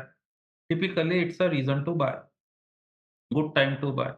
एक और बदलाव है, अगर आप देखोगे तो 2008 से 2020 के बीच में इंडेक्स की अर्निंग ग्रोथ 4-5% ही थी, काफ़ी कम थी। तो अगर आप 1 क्वार्टर का पीरियड देखो तो प्राय 1% आपका टाइम करेक्शन हो पाता था वैल्यूएशन में, अगर मार्केट कहीं ना जाए तो। आज के दिन जो लोगों की एक्सपेक्टेशंस हैं, वो पहले बहुत ज़्यादा थी, 20% था पिछले साल अर्निंग ग्रोथ, अब भी 12-13% आगे की अर्निंग ग्रोथ की अपेक्षा करते हैं। तो 1 क्वार्टर में 3 से 4% आपकी वैल्यूएशन करेक्शन केवल टाइम करेक्शन की वजह से हो जाती है। तो अगर पहले आपको 10% की करेक्शन की गुंजाइश लगती थी, आज के दिन 1 क्वार्टर में 3 से 4% टाइम करेक्शन, 4 से 5% अगर आपकी मार्केट गिरी और वैल्यू करेक्शन हुआ, it is good, more than sufficient. So every time, market falls by 3 to 4%, we say it is a good time to buy into the dip. तो unless कोई बहुत ज़्यादा ऊपर नीचे हो जाए, okay this is the kind of dips one should expect, not more. हाँ, इसमें स्टॉक्स कुछ ज़्यादा जा सकते हैं, वो अलग बात हो गई। एग्जैक्टली प्रदीप जी, शुक्रिया कि एटलीस्ट आपने थोड़ा इन्वेस्टर्स का यहाँ पे धारणस बताया। बात सही कह रहे हैं आप। और सर थोड़ा सा गाइड ये भी कीजिए कि जब ये डिप आ रहा है जिसको आप बाय करने की बात कह रहे हैं, वकालत कर रहे हैं, सबसे पहले क्या अप्रोच करना चाहिए? जो 2-3 स्पेस पिछले 10 दिन में सबसे ज़्यादा प्राइस डैमेज हुआ है, जहाँ पर मतलब बैंक निफ्टी तो आज गिरा है, आप देखिए एफएमसीजी में प्राइस डैमेज हुआ है, ऑटो में प्राइस डैमेज हुआ है। आपकी प्रेफर्ड बाइंग लिस्ट में क्या है इस वक्त सबसे ऊपर? नहीं, हमारी छोड़िए, आपको थंब रूल देता हूँ जिससे आप अपना काम खुद कर सको, मेरी ज़रूरत ना पड़े। तो एक जो ट्रेंड होता है, ये समझिए आप, वो लंबे समय तक चलता है। अब हम ग्रोथ इन्वेस्टर हैं, हम चाहते हैं हमारे इन्वेस्टर का पैसा ज़्यादा बने, रिटर्न ज़्यादा आए इंडेक्स की अपेक्षा। और जो सोर्स हम लेते हैं वो ये कि अगर हमारी कंपनियों में अर्निंग ग्रोथ की कोशेंट इंडेक्स से ज़्यादा हो, तो देर सबेर वो हमारे क्लाइंट की रिटर्न में कन्वर्ट होगी, करेक्टेड फॉर वैल्यूएशंस। तो ग्रोथ कहाँ पे ज़्यादा होगी? तो जैसे 2000 से 2008 का पीरियड था, वो केपेक्स ड्रिवन पीरियड था। इस पीरियड की तरह 2020 से अभी तक का पीरियड भी केपेक्स ड्रिवन ग्रोथ का पीरियड है। उस वाले पीरियड में भी पहले गवर्नमेंट ने आके स्पेंड किया था, और इन दी सेकंड हाफ जो कॉर्पोरेट इंडिया था, दे स्टार्टेड टू स्पेंड, और कुछ ऐसा ही इस बारी भी उम्मीद की जा रही है। तो जब ऐसा होता है तो आपको मालूम है कि आपको केपेक्स वाली जो कंपनियां हैं, जो उनकी बेनिफिशियरीज हैं, उनमें ढूंढना चाहिए। थीम्स अलग हो सकती हैं, कभी रिन्यूएबल की आएगी, कभी रेलवे की आएगी, कभी डिफेंस की आएगी, कभी कुछ, आप उसको देख लें। और उनमें जो स्टॉक्स की ग्रोथ हायर हो, ग्रोथ कोशेंट हायर हो, वैल्यूएशन ठीक हो, that is where one has to look at. तो trends continue for long is the small story, short story है। जैसे ही आप वो समझ जाओगे, इधर उधर बिखराव से आप बच जाओगे। 2008 से 20 का जो पीरियड था वो कंजम्पशन ड्रिवन ग्रोथ था, मतलब 12। अब वैसा नहीं है। एक सिंपल एग्जांपल बोलता हूँ, we keep saying this is time for alpha. Alpha कैसे बनती है? अल्फा बनती है अगर मार्केट में एक स्पेस हो जहां पे ग्रोथ काफी ज्यादा आए और काफी लंबे समय तक आती रहे, जैसा कि 90 के दशक में सॉफ्टवेयर ने किया था। तो आप देखो पिछले 3-4 सालों में ऐसी कितनी सारी नई स्पेसेस एक साथ आई हैं। न्यू टेक आया, रिन्यूएबल आया, डिफेंस आया, इलेक्ट्रॉनिक मैन्युफैक्चरिंग आई, 4-5 स्पेसेस और भी ऐड होती जा रही है। तो we say this period is like nothing that we have seen from 90s till now. इतनी सारी नई स्पेसेस जहां पे स्ट्रॉन्ग ग्रोथ है और लंबे समय तक नई स्पेसेस में लंबे समय तक ग्रोथ अच्छी रह सकती है। हमारा फोकस वहां है। तो नहीं, जब आप नई स्पेसेस कहते हैं प्रतीक जी, आप वो किस स्पेसिफिक सेक्टर की बात करेंगे? क्योंकि नई स्पेसेस तो न्यू इकोनॉमी स्टॉक्स में भी है, नई स्पेसेस न्यू रिन्यूएबल एनर्जी वाले प्ले में भी है। तो के नाम लिए मैंने न्यू टेक किया, रिन्यूएबल हो गया, इलेक्ट्रॉनिक मैन्युफैक्चरिंग हो गई। अगर आप पहले तो एक ही अस्पताल था, अब काफी सारे अस्पताल हो गए। करेक्ट। ज्वेलर केवल एक था, अभी काफी सारे हो गए। सो ये जो कई सारी न्यू स्पेसेस आई हैं, रिन्यूएबल जो पहले थी ही नहीं अब आ गई है, सोलर आ गई है, उसमें पहले केवल शायद विंड थी। डिफेंस जो थी वो पहले कुछ और ही करते थे, आज के दिन कुछ और ही उसमें समा बंधा हुआ है। तो ये अगर आप देखो ना, अगर 8 से 20 की स्टोरी इंडेक्स की स्टोरी थी, आप इंडेक्स से लार्ज कैप इंडेक्स की उससे बाहर जाते थे तो आप हेडविंडेड हो जाते थे, आपको अर्निंग की टेलविंड नहीं मिलती थी, आपको परफॉर्मेंस की टेलविंड नहीं मिलती थी। जो अभी का पीरियड है वो डिफरेंट है। एक सेक्टर नया नहीं आया है, कई सारे सेक्टर एक साथ नए आए हैं, ऐसा पहले कभी नहीं हुआ। और अगर आप देखो हमारे पोर्टफोलियो को तो आप देखोगे कि ये जो न्यू स्पेसेस हैं वो हमारे यहाँ उनका रिप्रेजेंटेशन बहुत ज्यादा। यही एक चीज हम मतलब आई थिंक पिछले 1-1.5 साल से कह रहे हैं, this is the time for alpha. Alpha और वो नए जो सेक्टर्स उभर कर आए हैं उनमें देखने को मिलेगा।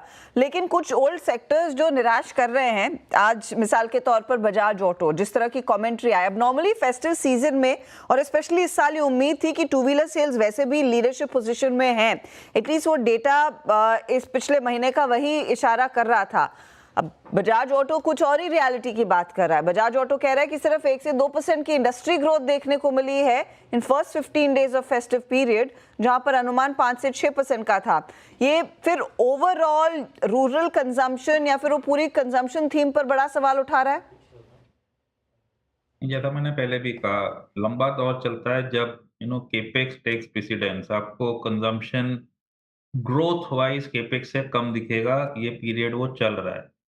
दूसरा, अगर आप रूरल की बातें करें तो एक टाइम था जब रूरल लेड ग्रोथ, क्योंकि एक पलायन हो गया था, आपके शहरों से लोग कोविड के टाइम रूरल इंडिया चले गए थे, तो वहां की जो कंजम्पशन थी थोड़ी बढ़ गई। अगर मैं एक ट्रेंड की बात करूं, अब अगर वो वापस शहर में आ गए तो आपको रूरल इंडिया में वो वाली एक हेडविंड हो गई। तो सेम चीज बार बार एक्सपेक्ट करना गलत है। और दूसरा, इन हाईली पेनिट्रेटेड कैटेगरीज ग्रोथ तो कोई नई चीज लाओगे तभी आएगी ना। तो इस स्पेस में भी वी से आइस वाली जो व्हीकल्स हैं, व्हीकल मैन्युफैक्चरर्स हैं, वो तो कल की स्टोरी हो गई। फ्यूचर की story is electric vehicle guys, and valuations of course are another thing, but जो लोग जल्दी से जल्दी उसमें कन्वर्ट हो वो फ्यूचर है। Ice is not the future. आज से 10 साल के बाद क्या कोई भी जो कहता है इंजन वाली व्हीकल खरीदेगा? अगर सारे लोग ईवी में जाएंगे, अगर आपका भी यही मानना है, तो आज आप 20-20, 33 टाइम मल्टीपल क्यों दे रहे हो, जो धंधा ही 10 साल के बाद ना रहे।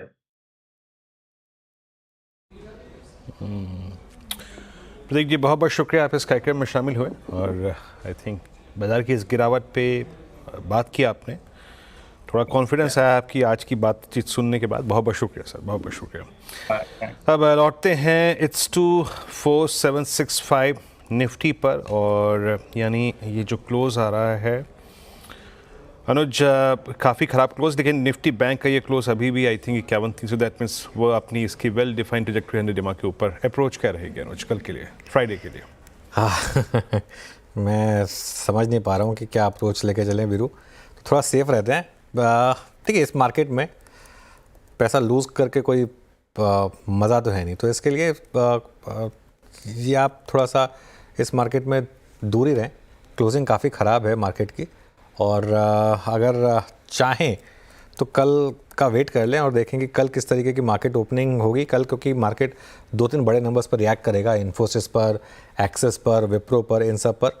और आज का दिन अर्निंग्स के हिसाब से मेरे ख्याल से बहुत ख़राब दिन है, सिर्फ बजाज की नहीं, उसके अलावा नेस्ले, हेवल्स, जो कमेंट्री सब कंपनियों की आ रही है वो काफ़ी ख़राब है। तो अगले कुछ दिन अर्निंग्स देखिए, थोड़ा शांति रखिए, और उसके बाद परमा बुल बन के फ़ायदा नहीं है। देखिए इस मार्केट में आप थोड़ा सा वेट करिए, और एक करेक्शन का फेज़ चल रहा है, ठीक है, जब ये ख़त्म होगा तब एक एंटर करेंगे। हाँ एक चीज़ है, अभी भी हमने वो 24,694 का लो नहीं तोड़ा है। अगर कल टूट जाए तो अलग बात है, लेकिन अब तक तो नहीं तोड़ा है।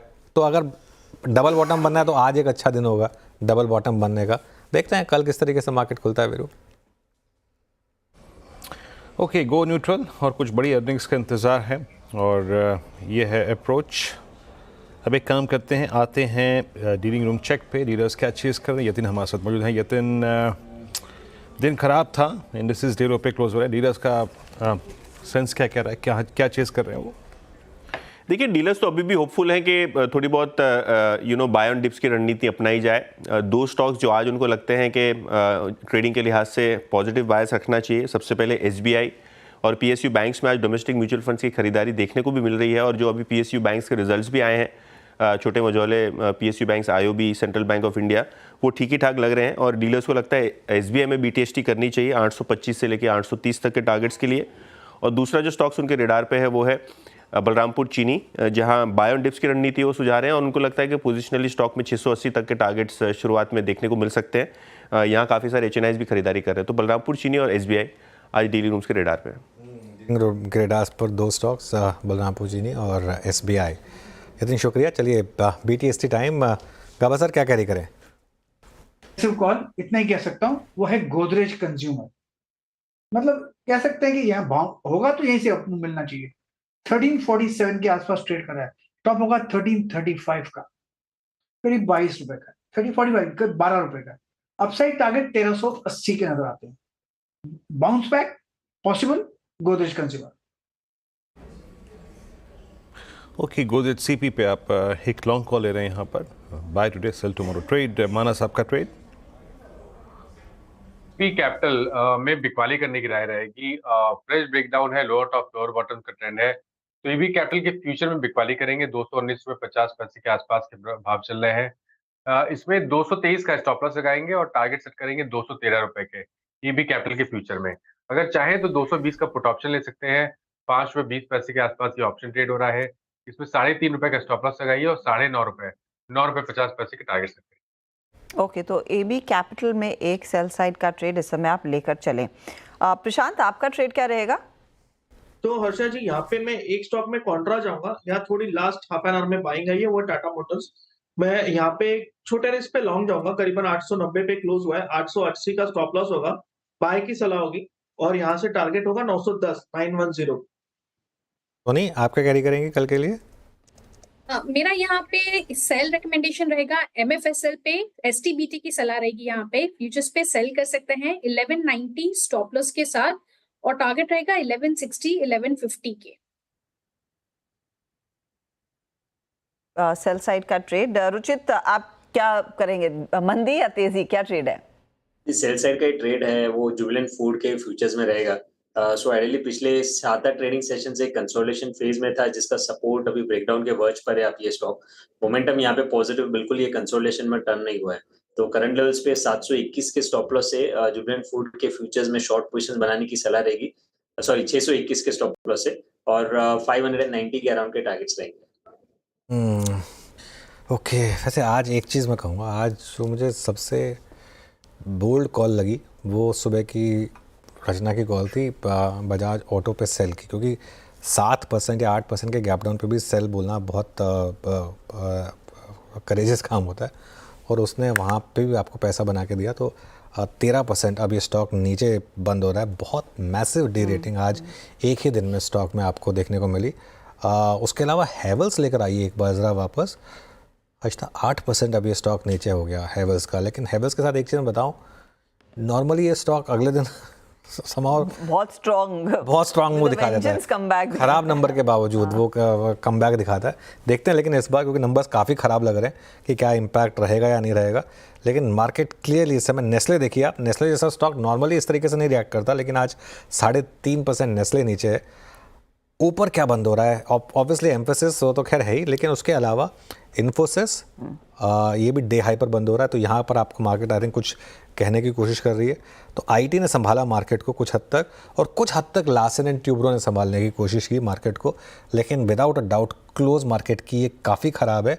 और ख़ास तौर से इसलिए क्योंकि मिड कैप इंडेक्स की जो क्लोज है, एक बार मिड कैप इंडेक्स वापस लेकर आइए, 1000 पॉइंट नीचे मिड कैप इंडेक्स आज बंद हुआ। जो एक थ्योरी चल रही थी कि इंडेक्स को भले ही कुछ मूव ना मिले, स्टॉक्स में आपको अच्छे मूव मिलेंगे, आज उस थ्योरी पे भी थोड़ा सा ब्रेक लगा है।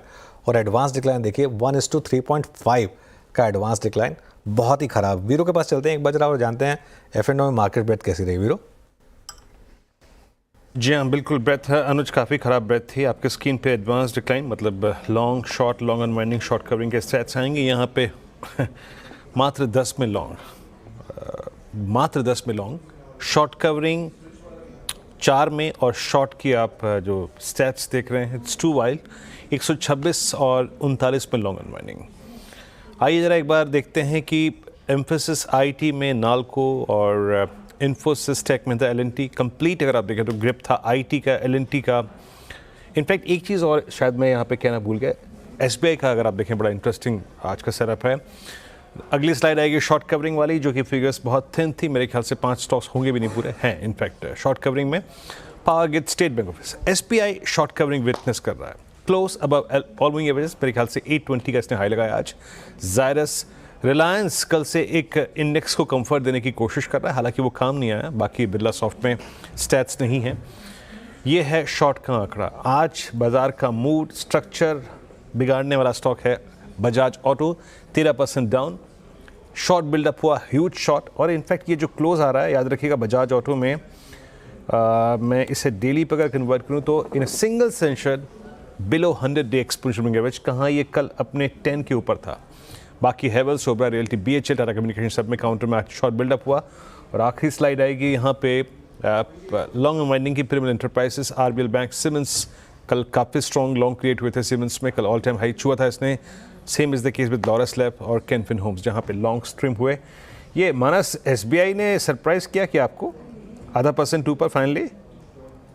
तो बिल्कुल सरप्राइज किया, क्योंकि ऐसी उम्मीद नहीं थी कि आज हमें एक ब्रेकआउट, एक वीक मार्केट में एसबीआई में ब्रेकआउट देखने को मिलेगा। तो क्लोजिंग तो अच्छी है, अब केवल इंतजार है 820 के हर्डल को क्रॉस करने का।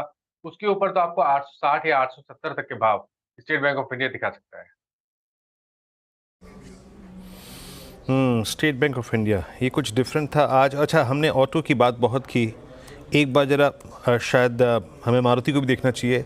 12116 मारुति में भी एक बहुत बड़ा ब्रेकडाउन है।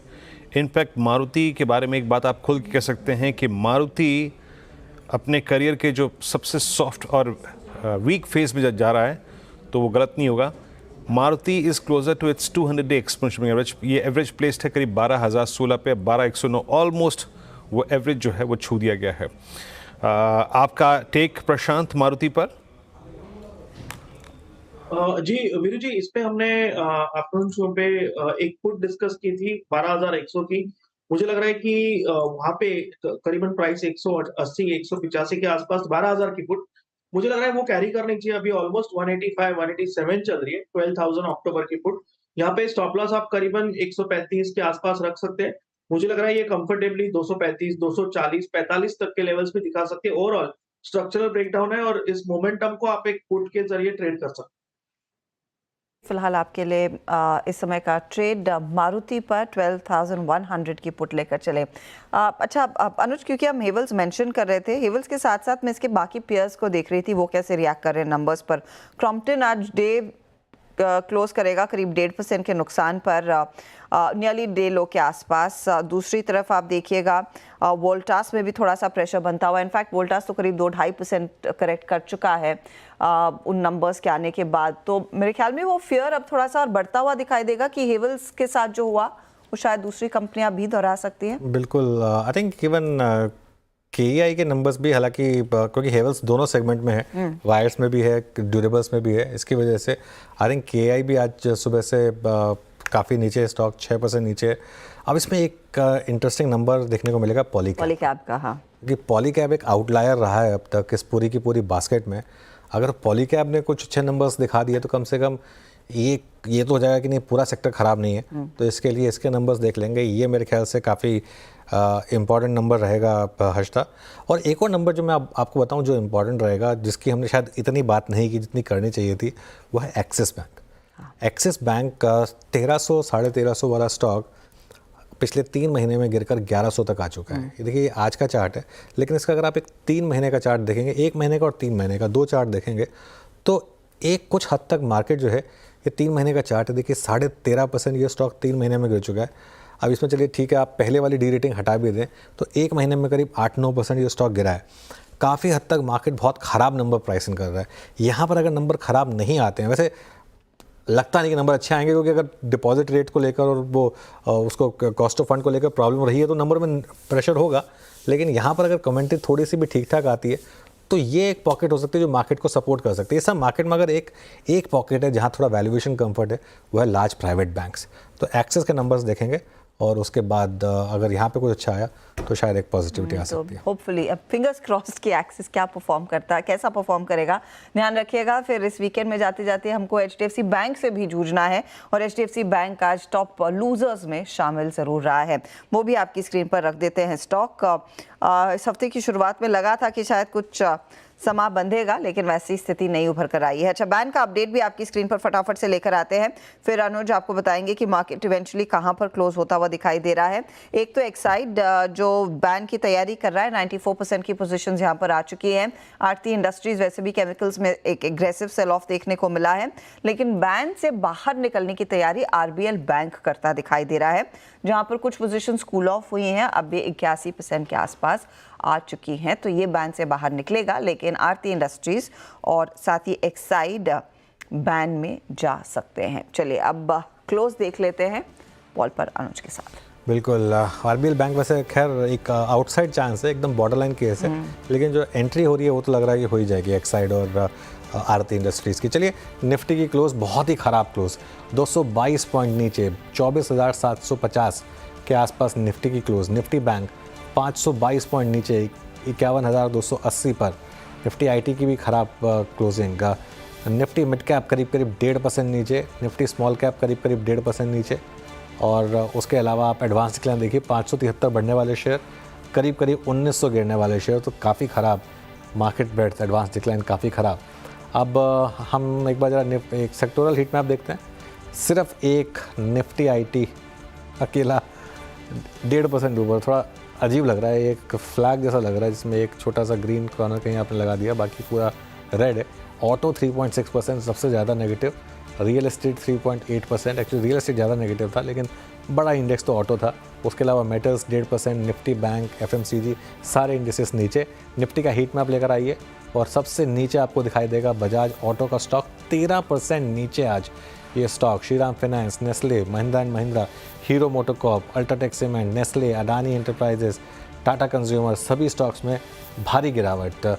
ऊपर क्या था आपका, इन्फोसिस 3% ऊपर बंद हो रहा है फाइनली, टुवर्ड्स द एंड एक बड़ा मूव आया। टेक महिंद्रा 3.25% ऊपर, power grid, Larsen and Toubro, SBI, TCS, Reliance, ये कुछ और स्टॉक्स रहे जहाँ पर आज तेज़ी रही है। लेकिन कुल मिलाकर मार्केट के लिए एक वॉश आउट सेशन कहना पड़ेगा। अब देखते हैं डबल बॉटम लगा या नहीं, लेकिन आज का दिन काफ़ी खराब। तो ऑन द बेंच 24,749 वो एडजस्टेड क्लोज थोड़ी सी अलग दिखेगी आपको, लेकिन 220 अंकों के नुकसान के साथ निफ्टी जाकर टिका है।